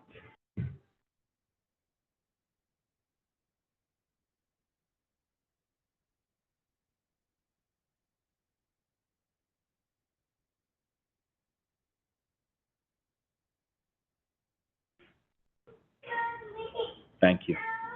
Now I ask all who are able to please stand for the Pledge of Allegiance. Pledge allegiance to the flag of the United States of America, and to the republic for which it stands, one nation, under God, indivisible, with liberty and justice for all. Thank you. The mission of the City Schools of Decatur is to inspire and enable student growth through meaningful and engaging learning experiences supported by highly qualified, caring educators in a safe and inviting environment. First item up for agenda is the agenda. Board members, do I have a motion to amend tonight's agenda? Moved. Right. So no action was taken in executive action, session, so, do I have a second? Second. Second, thank you. A discussion, what, the amendment is, Board Member Utz, you want to take a shot at it? Do we have to vote to make the amendment? Yes, we need to, let's see, Executive session. I'm sorry? Move executive. To No. remove executive, the motion is to remove executive session from the agenda as no action was taken during an executive session. Got it. Sorry about that. Any discussion of that? Okay. All those in favor, please say aye. Aye. Motion carries unanimously. Our next agenda item is the approval of minutes from a previous board meeting. Do I have a motion to approve May's regular board minutes? So moved. Board Member Oates makes the motion. Do I have a second? A second. Thank you, Ms. Anderson. Seconds the motion. Any discussion? Hearing none. All those in favor, please say aye. Aye. Motion carries unanimously. We do not have board recognition. Therefore, we'll begin with the superintendent's report. Dr. Whitaker. Yes, thank you, Chair Herndon. Since our board meeting in May, we have had many reasons to celebrate. We celebrated the ending of the 2023-24 school year and the transition of our students across the district to their next grade levels. We were especially proud to honor the achievements of our 8th grade students during the Beacon Hill capstone ceremony as they completed this milestone in their academic journey, transitioning from middle school to high school. Families joined staff in applauding their accomplishments as hand-painted flags were hung around the gym, symbolizing each student's middle school experience. We look forward to seeing their progress and continued success over the next 4 years. And of course, the culminating event of the year was celebrating our Decatur High School class of 2024 as they took their first steps into their post-secondary futures. Board members, you and I shook the hands of over 400 graduating seniors, cheering alongside their family members, school staff, district administrators, and fellow graduates. As I said in my commencement remarks, May 22nd was a great day to be in the city of Decatur. In addition to the immense pride I had for our graduates, this class will forever hold a very special significance for me as my first graduating class as superintendent.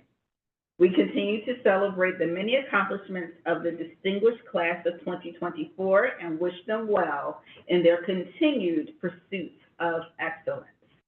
We are also excited to share that we kicked off the month of June with Ms. Alicia Reno being named first runner-up for the 2025 Georgia Teacher of the Year. That deserves applause. State Superintendent Richard Woods announced her selection at a banquet held on June 3rd in LaGrange, Georgia, to celebrate all district teachers of the year. In addition to her family, Alicia's entourage included me, the Assistant Superintendent of Teaching and Learning, Mrs. Jennifer Burton, and her very proud school principal of Talley Street Elementary School, Mr. Billy Heaton. We are so excited for Ms. Reno and again want to congratulate her on this amazing honor. There will be a formal, if you will, district celebration at the beginning of the school year.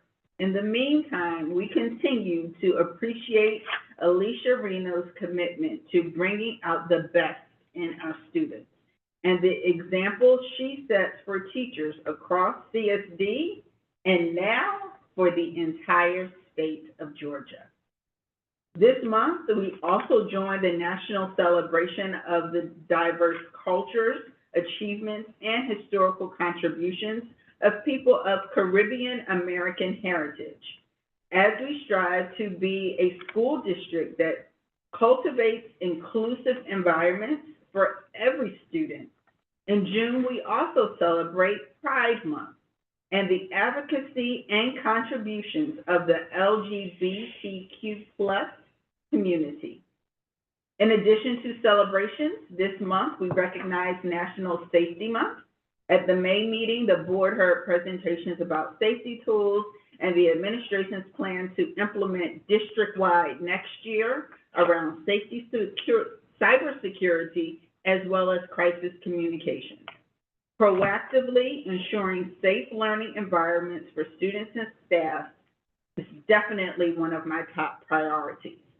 We look forward to receiving the results of the third-party safety audit as we begin the new school year.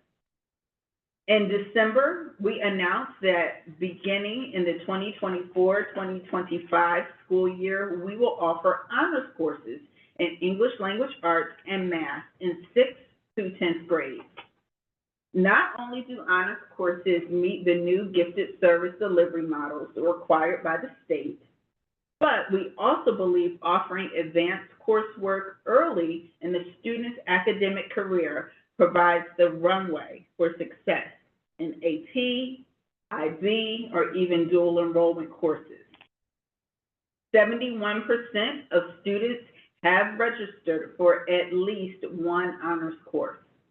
Looking more closely at the enrollment data by race, all subgroups are proportionally enrolled in honors classes except Black students. Depending on the grade level, 30 to 50% of Black students are enrolled in honors courses. While this is not where we want to be, the teaching and learning team has identified high-achieving Black students who did not register for those honors courses. And the schools are reaching out to those families to personally encourage students to enroll.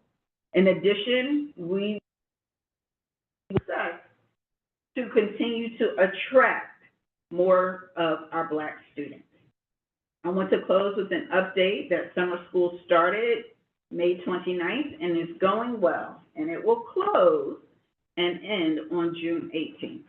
Chair Herndon, that completes my report. Thank you, Dr. Whitaker. Good evening. On behalf of the board, I want to thank the community for continuing to be all in for the students and staff of CSD.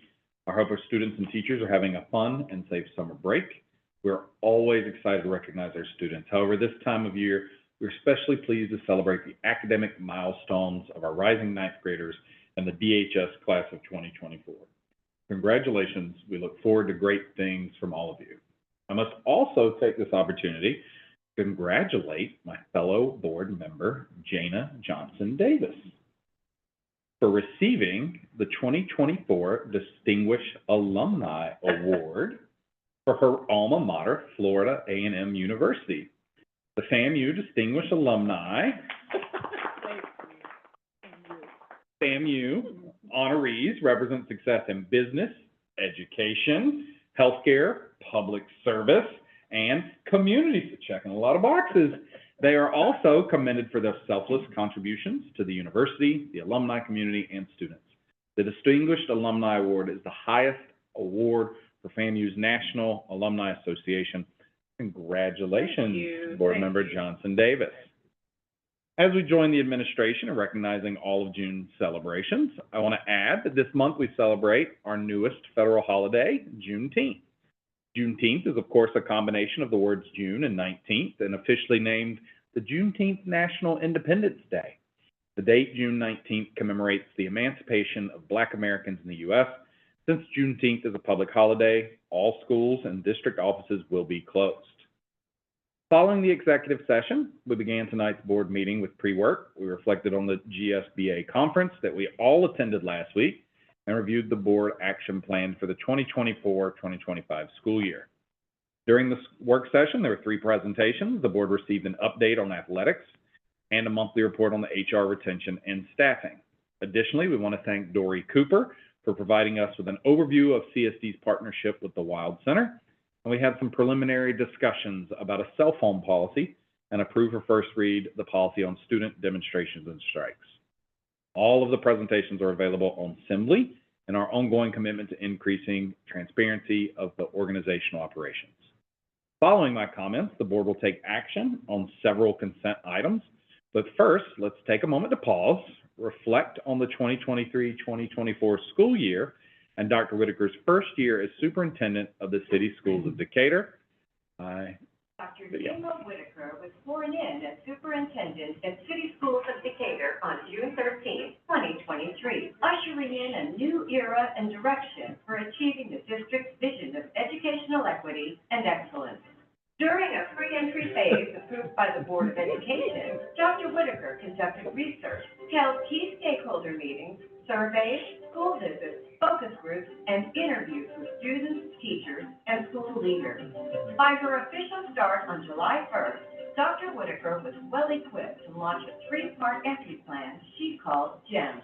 In the initial phase of GEM, Dr. Whitaker continued her research, hosting virtual and in-person listening sessions with stakeholders in all quadrants of the city. She also supported the board's launching of quarterly community meetings and retreats for two-way engagement with the community. Following a successful school year opening, months of listening, and a deep dive into student testing data, the superintendent presented her findings in a 90-day review with a plan forward that included a through line between her 90-day review, the district state charter, and the all-in Decatur strategic plan. Dr. Whitaker has spent her first year as superintendent executing on this roadmap to begin to equitably and effectively improve outcomes for all students. With the stakeholder engagement of the GEM entry plan well underway, this year's initiatives for building and sustaining an engaging and inclusive culture also included hosting CSD's inaugural Yes I Can Award, a program created by the Council for Exceptional Children to uplift our students with exceptionality. Dr. Whitaker has strengthened relationships with community leaders and elected officials and established multi-channel communications to further execute the strategic goals.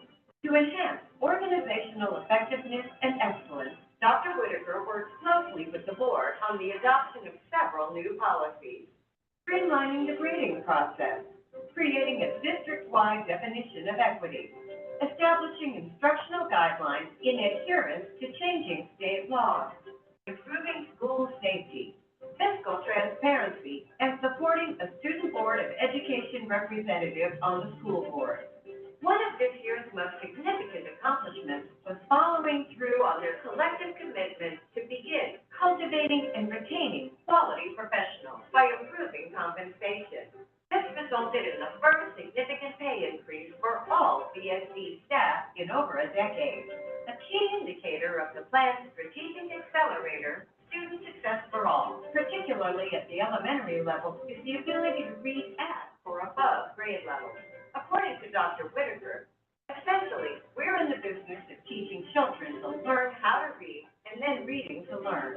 Given the data, Dr. Whitaker asked the board to consider what it means when we have students who are in the 10th grade and their percentage of reading at or above grade level is at 38.46%, and what will we do to not have socioeconomic status, race, gender, or even neurodiversity, or any other type of designation as a predictor of success? Though sobering, the data and questions prompted a renewed focus on moving the bar for all students. This year, new ELA resources were adopted and aligned with the science of reading to significantly boost teachers' reading instruction skills. Systems were developed for schools to enhance leader accountability for student performance, and academic opportunities were expanded for all students.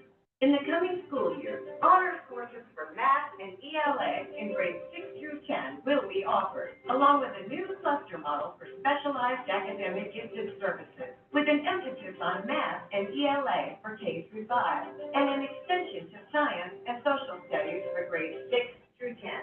And planning has begun to start the design and programming for the construction of a new early childhood learning center.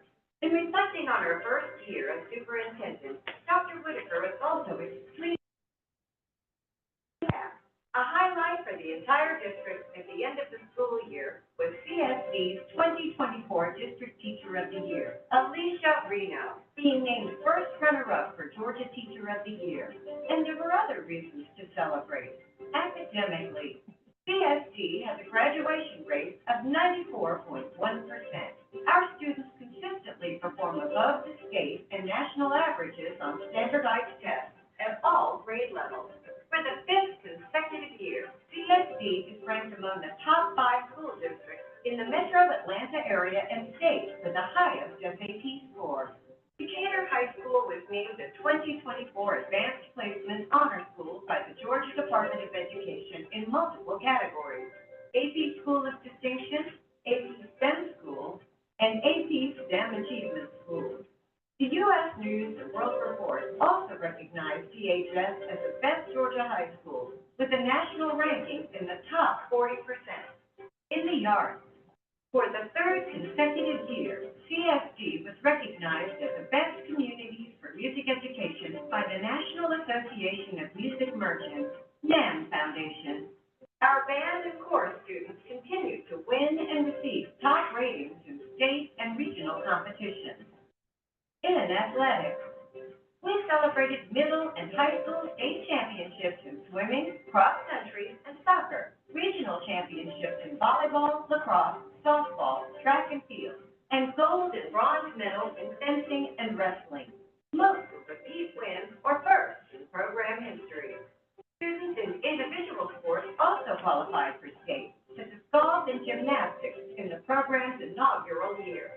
The culmination of Dr. Whitaker's first year was watching the graduates of the class of 2024 take the first steps in their post-secondary journeys.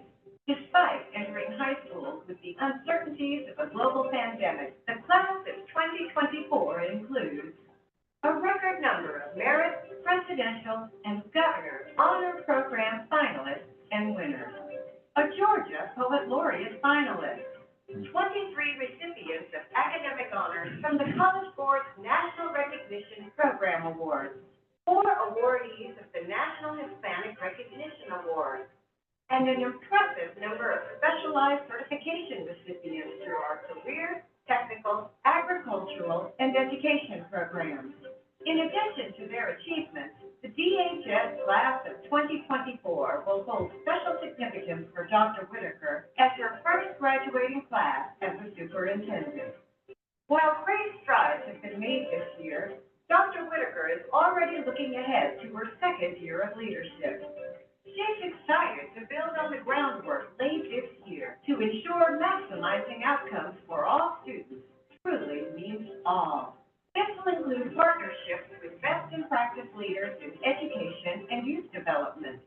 Proactively ensuring safe learning environments will remain a top priority with a focus on sustaining an industry-standard level of cybersecurity, enhancing crisis alert communication systems, and improving critical emergency response time. Superintendent Gima Whitaker remains appreciative of the board and community for entrusting her with your gem as she endeavors to achieve even greater levels of brilliance for all students in the city schools of Decatur.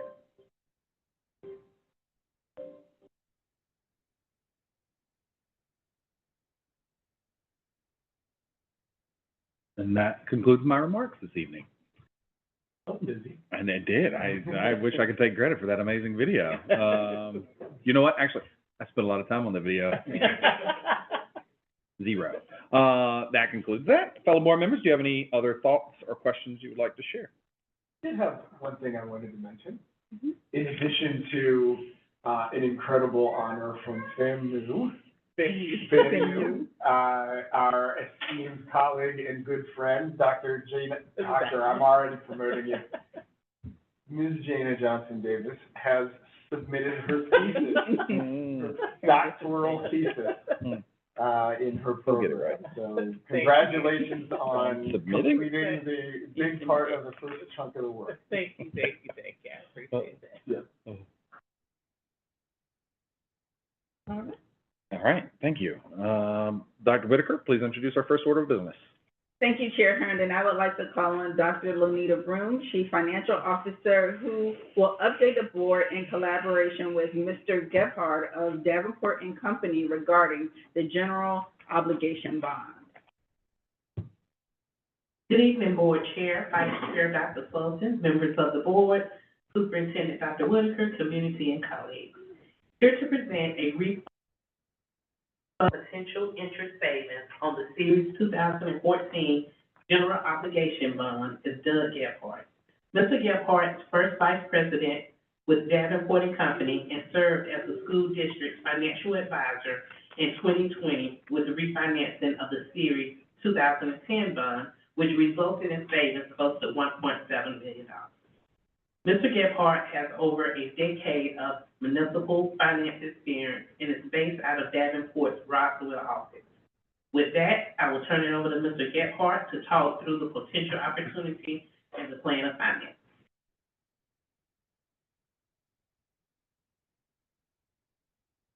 Thank you, Dr. Broom, for the introduction. Good evening, Mr. Chairman, members of the board. My name is Doug Gephardt with Davenport and Company.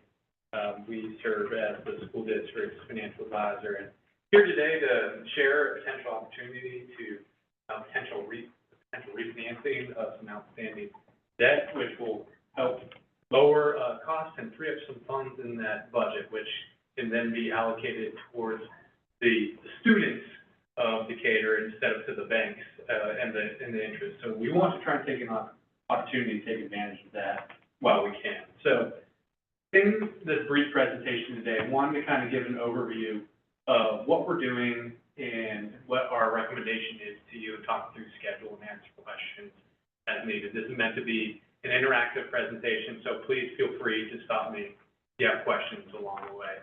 Again, before we jump into things, just wanted to kind of reintroduce myself. The last time we were here was in the middle of COVID, and I was over Zoom and didn't have a chance to meet a lot of these folks, a lot of people here. And so with that, just a reminder, we refinanced the 2010 bonds in 2020, saving roughly $1.65 million, 18% on the present value basis. Additionally, we serve as the financial advisor to the city of Decatur, and as part of one of the transactions we did for them, identified a series of bonds that they issued on the school district's behalf and kind of refinanced those for the school district at no cost to you all. That was an additional $525,000. So all told, we have helped you all save roughly $2.2 million and hope to add to that number here. One of the things that you probably have heard is that our interest rates, good, bad, the Fed has really kept things. So while they're not at the historic lows that we were during the pandemic, they're really in the area where we've been in kind of that mid-2010 level, kind of coming out of Stanford crisis. So here's a recommendation. Plan of Finance will go into a little more detail as needed. So what does Davenport do in a bond transaction, in a refinancing transaction? First and foremost, we develop the plan of finance. We come to you all and say, here's our recommendation, here's what we're going to plan to do, and actually go towards the execution.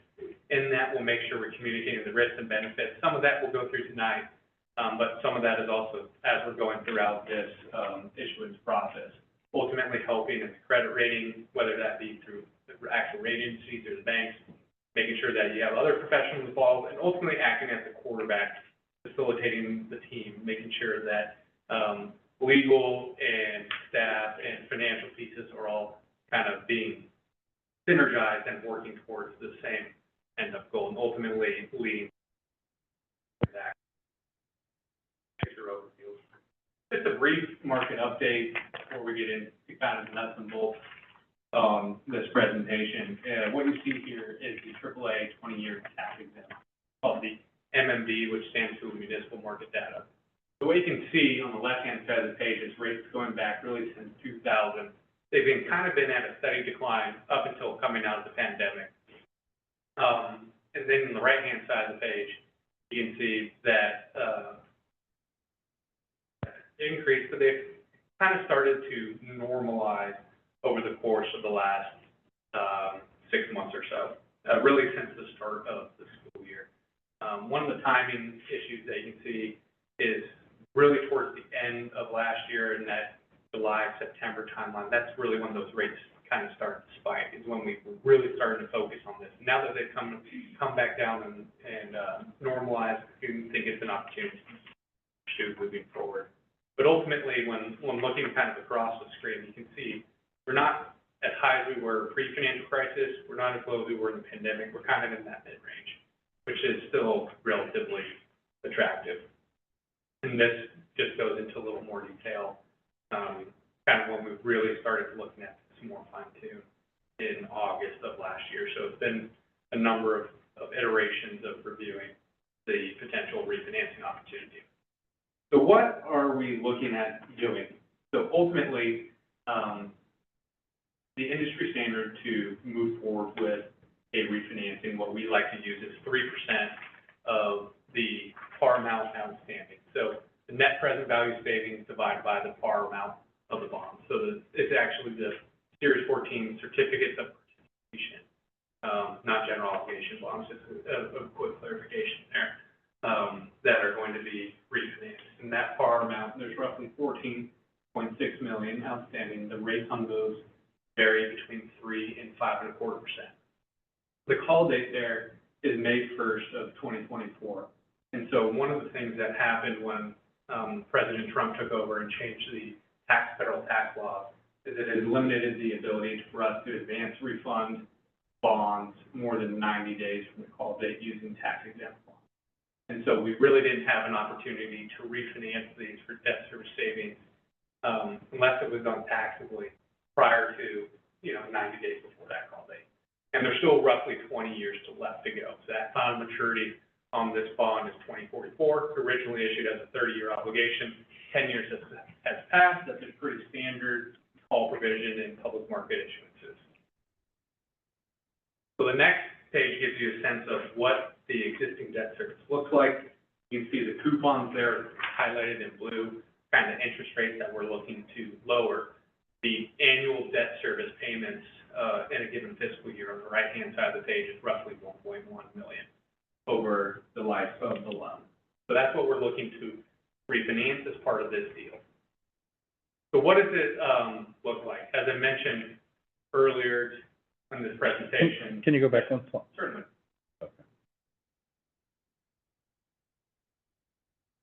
Gotcha, that's our existing service. That's your existing debt service. So it's your principal times your coupon, is your interest, and then you add them together. It's your total debt service, principal plus interest. Okay, gotcha. Total payments. So that's your existing debt service. What does it look like if we were to produce 3%? Again, we mentioned that would be a industry standard, whether or not we would want to move forward. And so in order for us to think about, yes, this is something that we would want to do, the net savings, that's net of all cost fees, would be roughly $600,000 or roughly $30,000 a year over the next 20 years. When net present valuing that gets you to that 3% number, and that cost is just south of 1%. So you can see it lowers a lot of this. So this is really what would be our recommended kind of minimum levels of savings before we would actually recommend moving forward with the transaction. Right now, the savings are in the $750,000 to $850,000 range. So we're subject to market fluctuations on that. The gross savings are actually net of all fees? Yes, sir. So I'm making up a number. If there was $1 million in fees, it's not going to be that high. If there was $1 million in fees and we, for some reason, didn't have to pay it through your savings, it would be 1.6. So all that is taken into account. So it's net. It's not, you're not having to pay out of that number. All of it's been factored into our analysis. So this is what we recommend moving forward. Obviously, we can't lock in these rates, but that's what we're going to be working to do.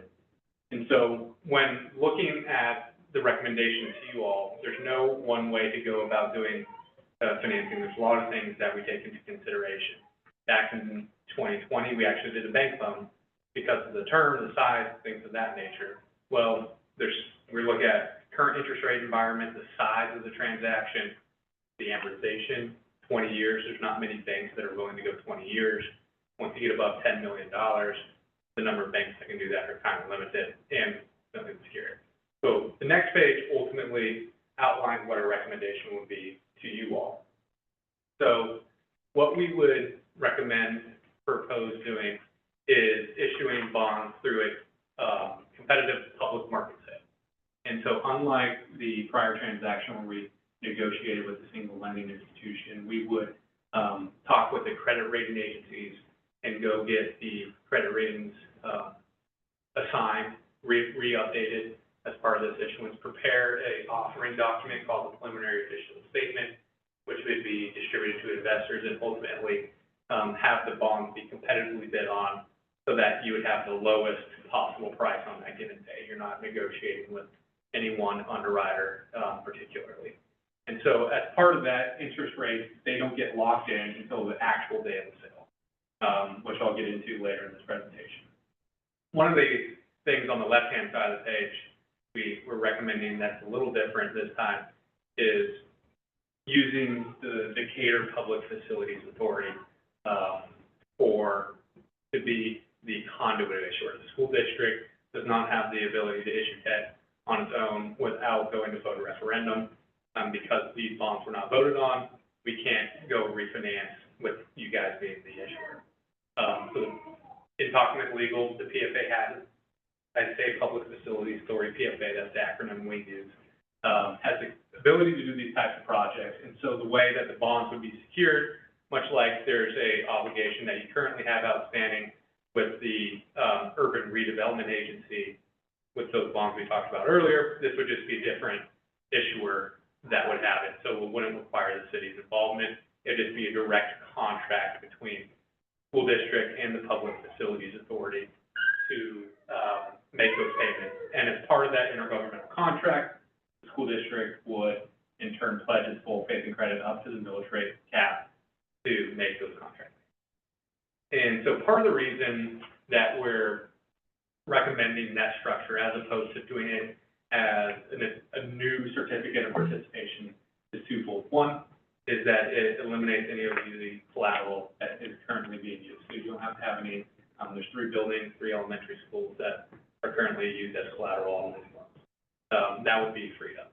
The second one is that certificate of participations are sold as what's called the annual appropriation. It's not backed by full faith and credit. So there is a little bit additional risk that's involved. And so in looking at this bond rating page, the school district here is a AA2 issuer rating from Moody's, but the existing bonds are rated AA3, so they're rated 1 notch below.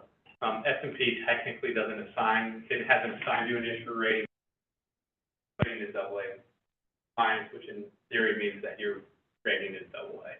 And so one of the benefits of doing this structure is that you get the higher credit rating because that intergovernmental contract's backed by the full faith credit. So you wouldn't have the notching downward of a lower credit rating, which means better interest rates for you. And we're going to look to explore potentially getting the state aid intercept rating, which will further enhance the credit quality of the bonds themselves. Wrapping up here, just want to give you a few examples of competitive sales. These are 2 of the bonds that we did for the city of Decatur that were sold on the same day, back to back. You put it out there. Some of these banks you probably never heard of, which is great. We want to get to. So what happens is on a date and time certain, you put the bids out, and whoever provides the lowest combination of interest rates and fees is ultimately going to be the purchaser of those bonds. This is a lot of information about the actual day of sale mechanics, but ultimately what happens is we sell the bonds in the morning and come back to you that evening for final approval of the actual debt issuance. And so wrapping up here, what we're proposing to do is over the course of the next roughly 2 months, is basically get us prepared for that issuance. So the course of June, early July, we're going to go prepare our ratings agency presentation, that official statement. We're going to go talk to the rating agencies, get them the market feedback back in early August, sell the bonds, come back to you at your August meeting. So we are going to be monitoring the market. A lot can happen in the next 60 days, right? We'll have to make a decision probably a week before your board meetings on whether or not it's something we want to pursue or not. And ultimately, we have to come back to the board for the final approval of the terms and conditions. Then there's some closing processes that have to happen, and then we can close on the bond in the mid-September process. So I know there's a lot of information that we covered here today. Happy to answer questions, but appreciate your time this evening. Can I ask one question on page 10, in the refunding results? You have the summary of the bonds refunded, and then the summary of the refunding. Are those actual estimates, or? This is what we talked about as kind of the industry standard minimum. Okay. So this is kind of, if we are not meeting approximately these levels, then we would recommend waiting until interest rates improve, sorry. 3%, again, is kind of I won't say that if it ends up being 2.67%, that we might not just go and accept the bids on the day. But if it's looking like it's gonna be that low as we're heading into it, we might say, hey, let's hunt a month and come back to you or ask for a special call week, something like that. But really the goal of this is to be shelf ready, get you all the approval tonight. I believe there's an authorizing resolution that basically authorizes staff to take the necessary actions with the financial professionals, us, bond counsel, disclosure counsel, paying agent, amongst other things, to kind of get the ball rolling so that we are shelf ready, and assuming interest rates remain where they are, we'll be able to take action at the August meeting, and if they're not, then we'll have a set of documents and ratings that are ready to go so that we're ready to pounce when the time is right and save the district a bunch of money. To that end, are your fees at risk pending the transaction? Yes, sir. Okay, so if the rates are not where they need to be and we punt for 3 years, 3 years from now is when you'll actually, correct.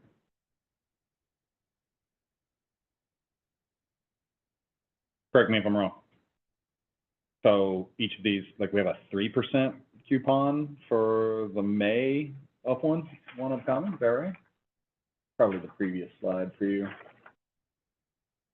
Got one of them. Yeah, right there. So we have 3% for May, right? Mm-hmm. And so we would sell that particular interest payment? Walk me through that, or are we individualizing the coupons like a tip? So you can see what happens is that each one of those maturities has a coupon that's assigned to it. And so when you go, the bidder will place a coupon on each one of those maturities. So this is just a coupon. There's actually yield on the bond as well. Right. And so what we're going to try and look at is the ultimate yield producing savings. Right now, we included that 3% coupon just because it's a nice cleanup item to get all the collateral release and kind of start fresh on the new set document. It's probably about a break even, whether or not we include it or not. Mm-hmm. One of the things that we've talked about with staff is that if interest rates go the wrong direction, we have the ability to partially refinance. So we can refinance, some of the 4.75s, 5.25s, take advantage of those, and then come back later. So it's kind of an evolving process. Right. But ultimately, we want the new yields on the bond to be lower than the negative. Yeah, so in 2026, we owe a total debt payment of, principal and interest, 1.106738, and if we can beat that through this activity by 3%, you want approval to go ahead and That's right. pull the trigger on that. If you look on this page 10, Yeah. It goes from 1.1 million total debt service down to 1.075 for roughly $30,000. Okay, and this page, you just said it, but I want to confirm, that's like your assumed rate, but in Yeah. theory, if rates really drop by 2027, we could see a lot of savings. In theory. In theory only. That's right. And in theory, like I said, right now, the current refinancing is producing somewhere between 750 and 850,000. It moves daily. And so the actual percent savings is closer to 4%. and final fees, all those types of things play a factor into this. And this is kind of the minimum level, so if interest rates drop to zero, there have been times where we ran analysis where it's been a seven-figure savings number. So Yeah. it's kind of a wait and see game. This would be the kind of bottom end threshold. Trying to remember how ops work. It's been a little while, but, is the collateral packaged together against each one of these, or do each of these have different buildings or components in it? So this, there's 3 schools, I have on my phone here, that are, The base of my question is, if we end up partially refinancing, we actually aren't going to release collateral in that case. at least not all of it. Okay. And that's more of a question for legal. And if we don't release the collateral, then that probably has an implication on the upper limits that we could get on our rating, right? Because presumably releasing the collateral has some. I think it has probably a minimal effect on the overall creditworthiness. Mm-hmm. It just adds a little bit more, flexibility to you all on things that you may want to do for those. The millage rate cap is so much bigger than that capital that it couldn't affect it that much. Yeah, but we have a millage rate cap that we're coming up against as well, that's all I'm asking. Okay, that's helpful.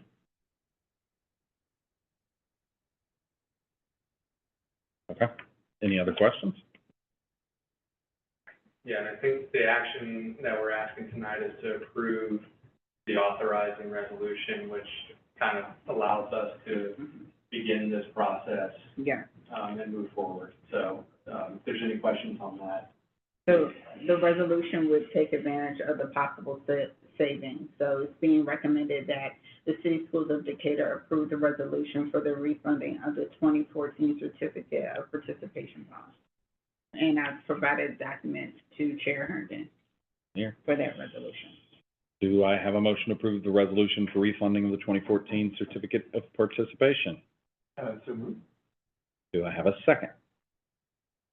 Second. John Davis. Any discussion? Any additional questions? Sorry, I just have one question now. So we're approving this, and then that means it's going forward, or we're approving the exploration of this, and then we have the final approval. Right, well, we will have to come back to you for approval of the final terms and conditions. Exactly. So this was if you, on his slides, this is the first check, which is the approval of the resolution, but then the timeline subsequent from there. I'd like to request that Dr. Broom provide us a detailed forecast of what interest rates are gonna do over the next 6 to 12 months.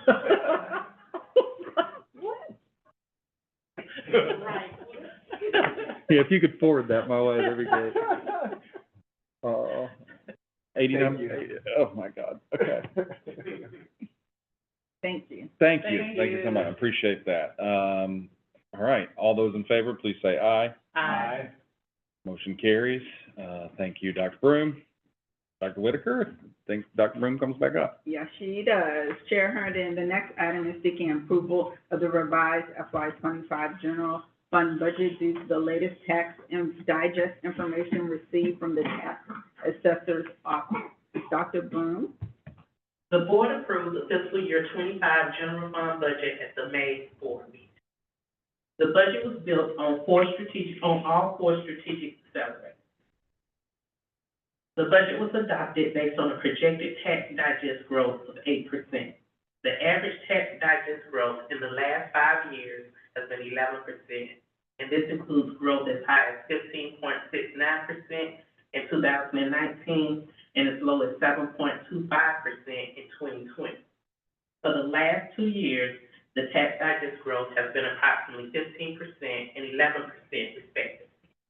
Based on that information, an 8% tax digest was considered a modest projection. Highlighted in yellow is the projected revenue that would have been generated from an 8% growth. Unfortunately, the district received a preliminary tax digest last week, and the tax digest growth is 4.71%, which is significantly lower than the projected 8% growth. The difference between the 8% growth and the 4.71% growth is a reduction in the projected property tax revenue of $2,678,029, as shown in red under the header title variance.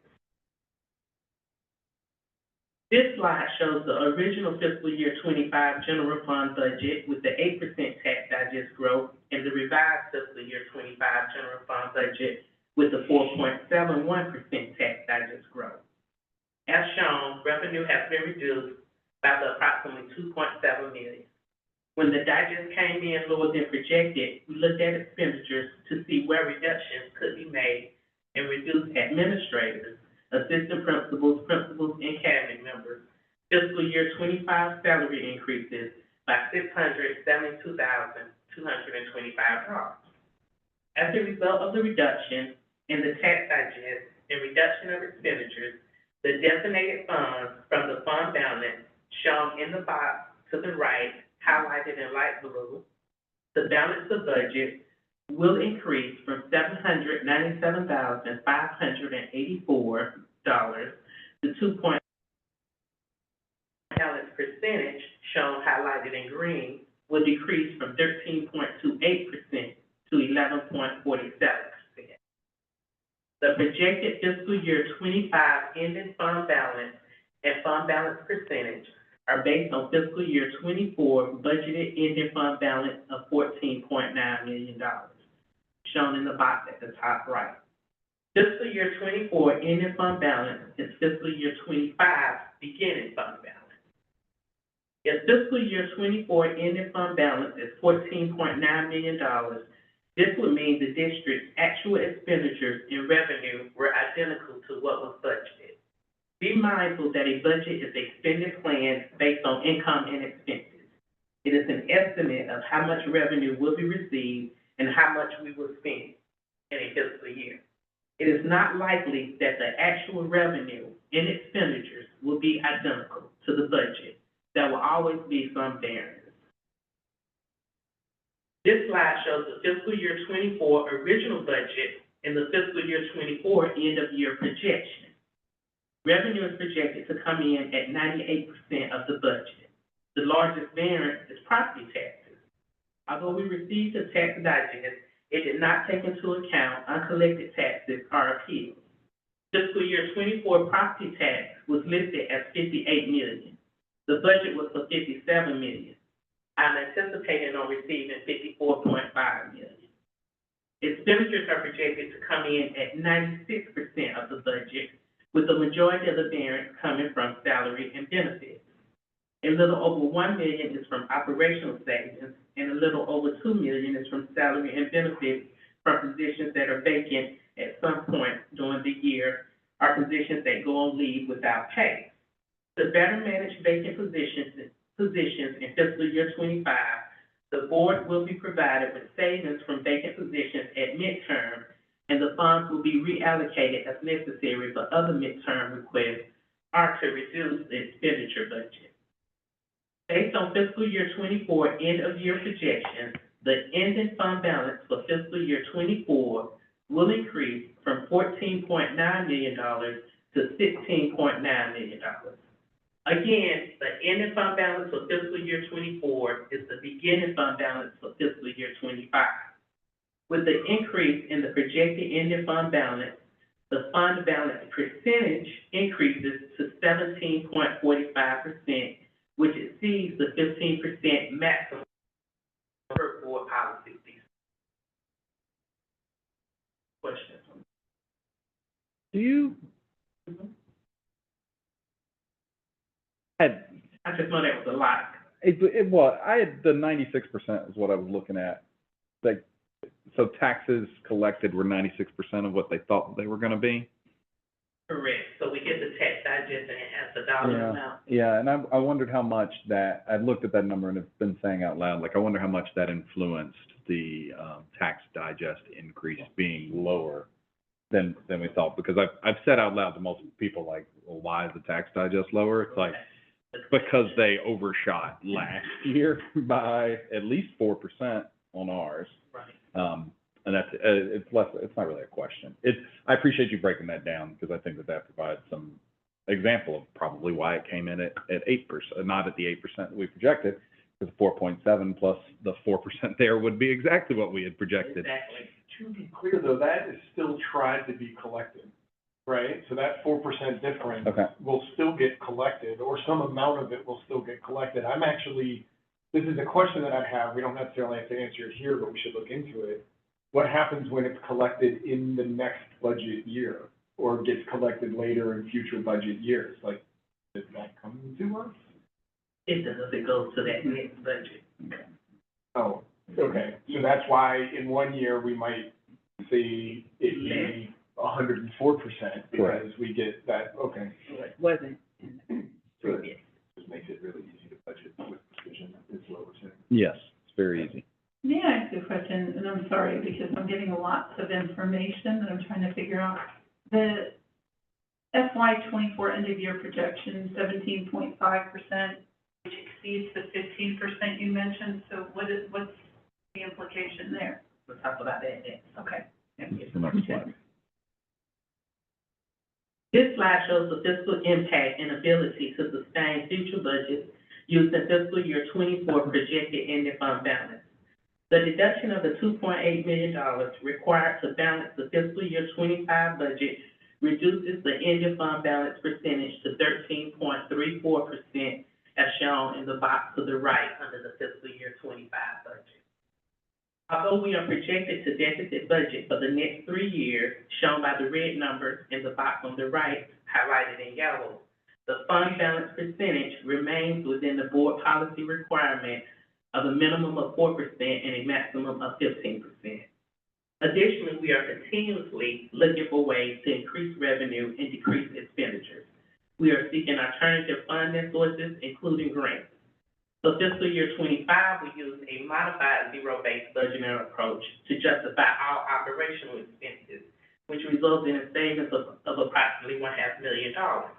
For fiscal year '26, we will use a full zero-based budget approach to justify all operational and personnel expenses. So to answer your question, the 2.8, the 17% fund balance, it goes down because we're deducting from the fund balance. So then it's within that 4 to 15% range.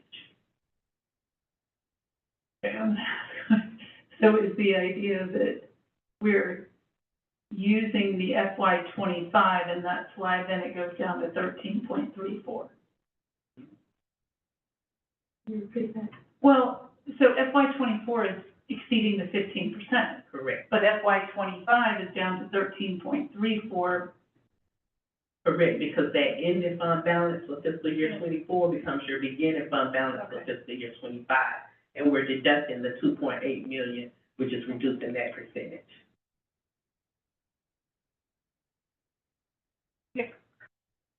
So can I ask you a question about the top line? What's the rate of increase? I couldn't do the math quick enough in my head. So from 58 to 62 to 66 to 70? For the property tax, Yes, ma'am. it's 6%. We're assuming 6? Okay. Where'd you pull that from, or what are we using for that? Just using the trend. Okay. Didn't want to go 80. Right. Can I ask then, I'm sorry, this is all new to me. If we just had to redo because it was 4%, why are we going up to 6% for next year? We don't know what it is. It could be as low as 4%, as high as 15%. So as we get closer and we have communication with the tax assessor, then we'll have a better idea. And 6 is being historically quite conservative. And that's still low. Yeah. And there's actual reason why we would anticipate that it might be this year, just due to housing starts. Yeah. This was an unusually quiet year. So I would not anticipate another 4%. That's what, yeah. This is the revised fiscal year '25 general fund budget based on a 4.71% tax digest growth. I would be happy to provide clarification or respond to any questions. I'm just gonna ask one more. The other local, so it's going up each year, a little bit more for FY '25 than, say, FY '26 and what accounts for that? The largest portion of that is the tuition for the ECLC, and we are anticipating increases each year. But it also includes like, surplus sales, tuitions from individuals. Alcohol. Rental of facility, alcohol taxes. So is there a difference with the tuition since FY '26 and '27 look more similar than between FY '24 and '25? Sorry, what was that? Well, I guess I'm looking at FY '24 and I see 4,162,000, yada, yada. Right there. And then FY '25, 4,858,000, so that's like a $600,000 The increase difference. is bigger. Yeah, whereas when you move into '26 and '27, just like, 20, 30,000. But why is there a $600,000 budget from 24 to 25 different when you have a consistent 70,000 increase from there on The out? increase from fiscal year '24 to fiscal year '25 for tuition is larger than in out years.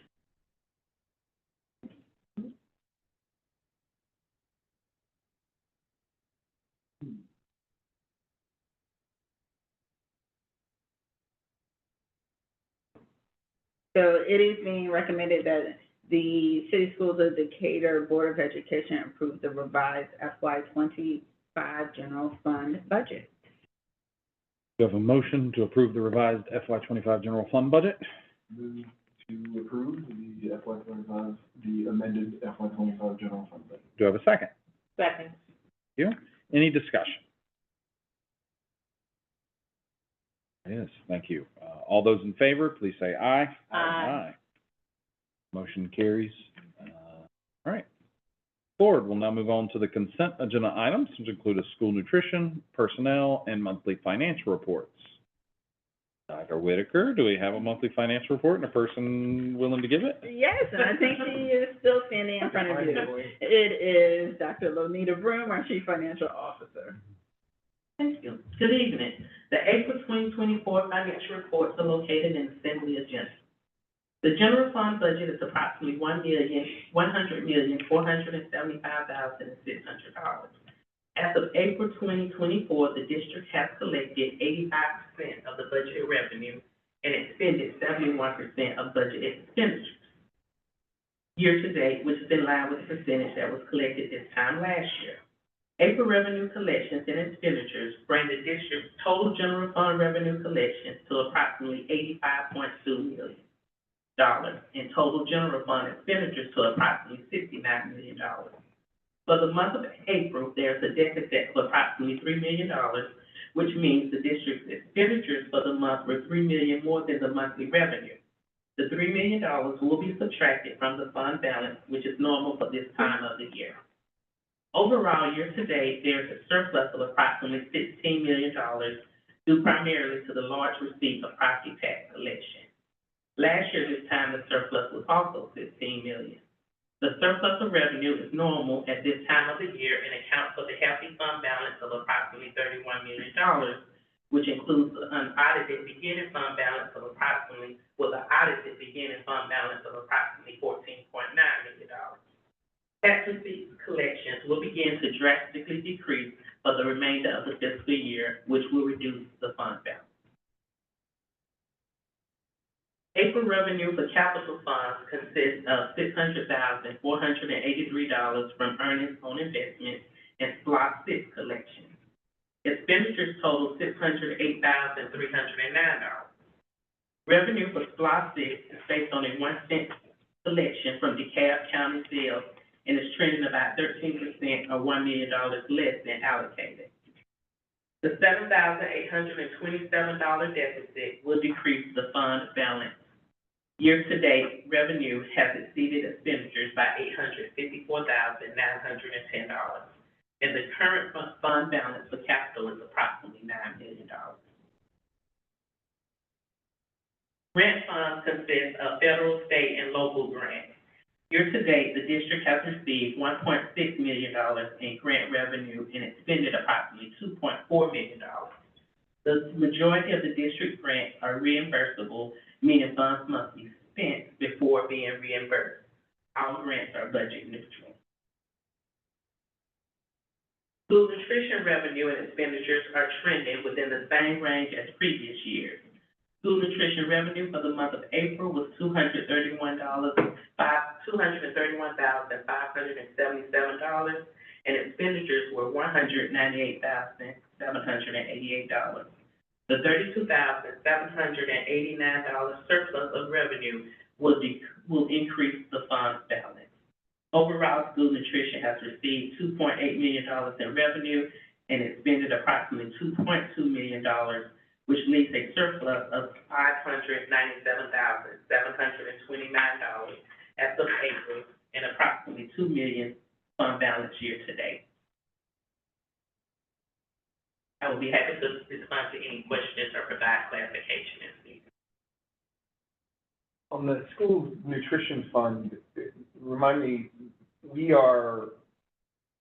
still are not including all nutritional costs in that fund, or, because there is a subsidy that comes from the general fund, if I'm not mistaken. Right. Correct. So for fiscal year '24, a portion of school nutrition is budgeted in the general fund.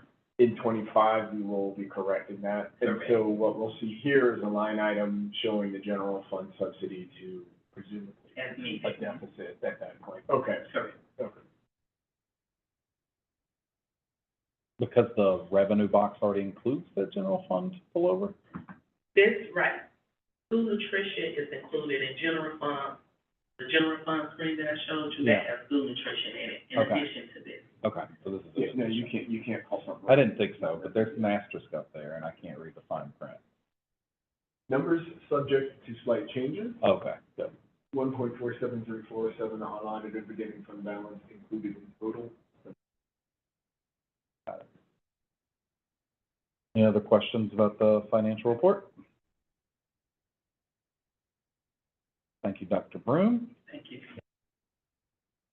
Do I have a motion to approve the consent items 1 through 3, the nutrition, personnel, and financial reports? Move to approve consent items 1 to 3.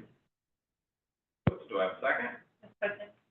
Board Member Anderson, seconds the motion. Any additional discussion? Hearing none, all those in favor, please say aye. Aye. Aye, the motion carries unanimously. Thank you, Dr. Broom, for your presentations. Dr. Whitaker, we share the next item.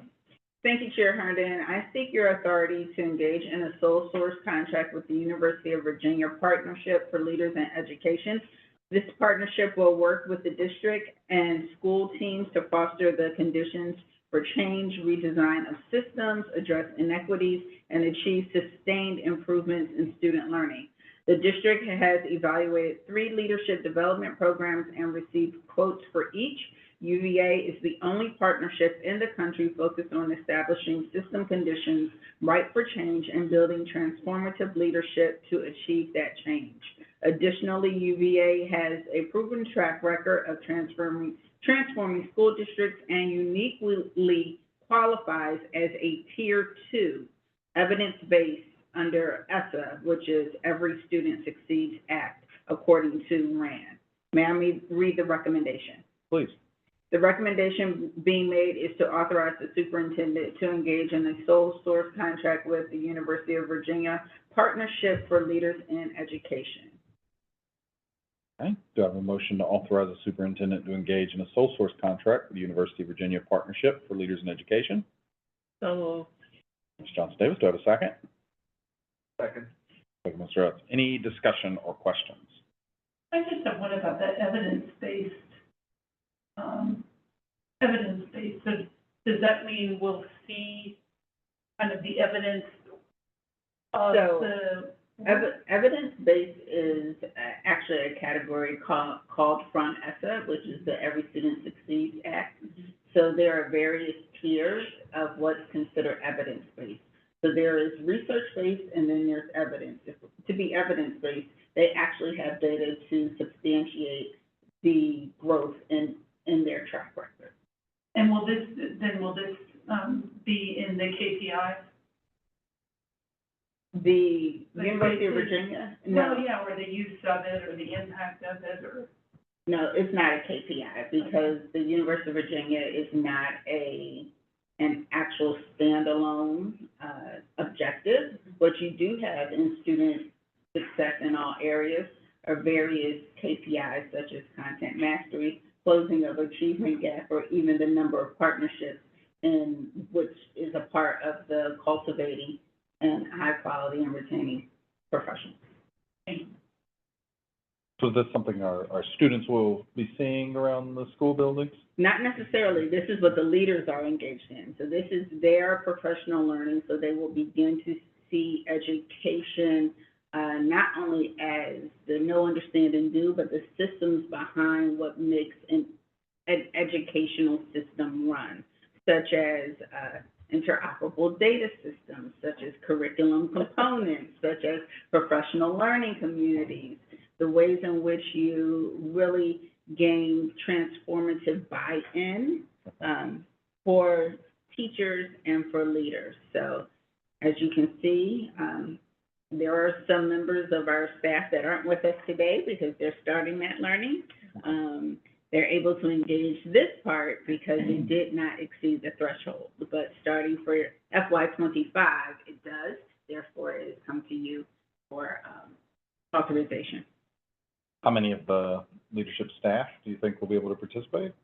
On our district team, there are 5, and then for the school teams, you have actually 4 principals and 2 assistant principals.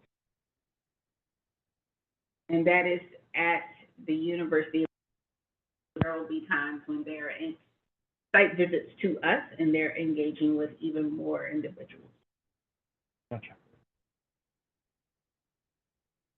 And in the board management oversight process, we provide an update, I believe, in February, again, because PLE back in February of '24, and so in February of '25, if I remember, that is when there is an annual update.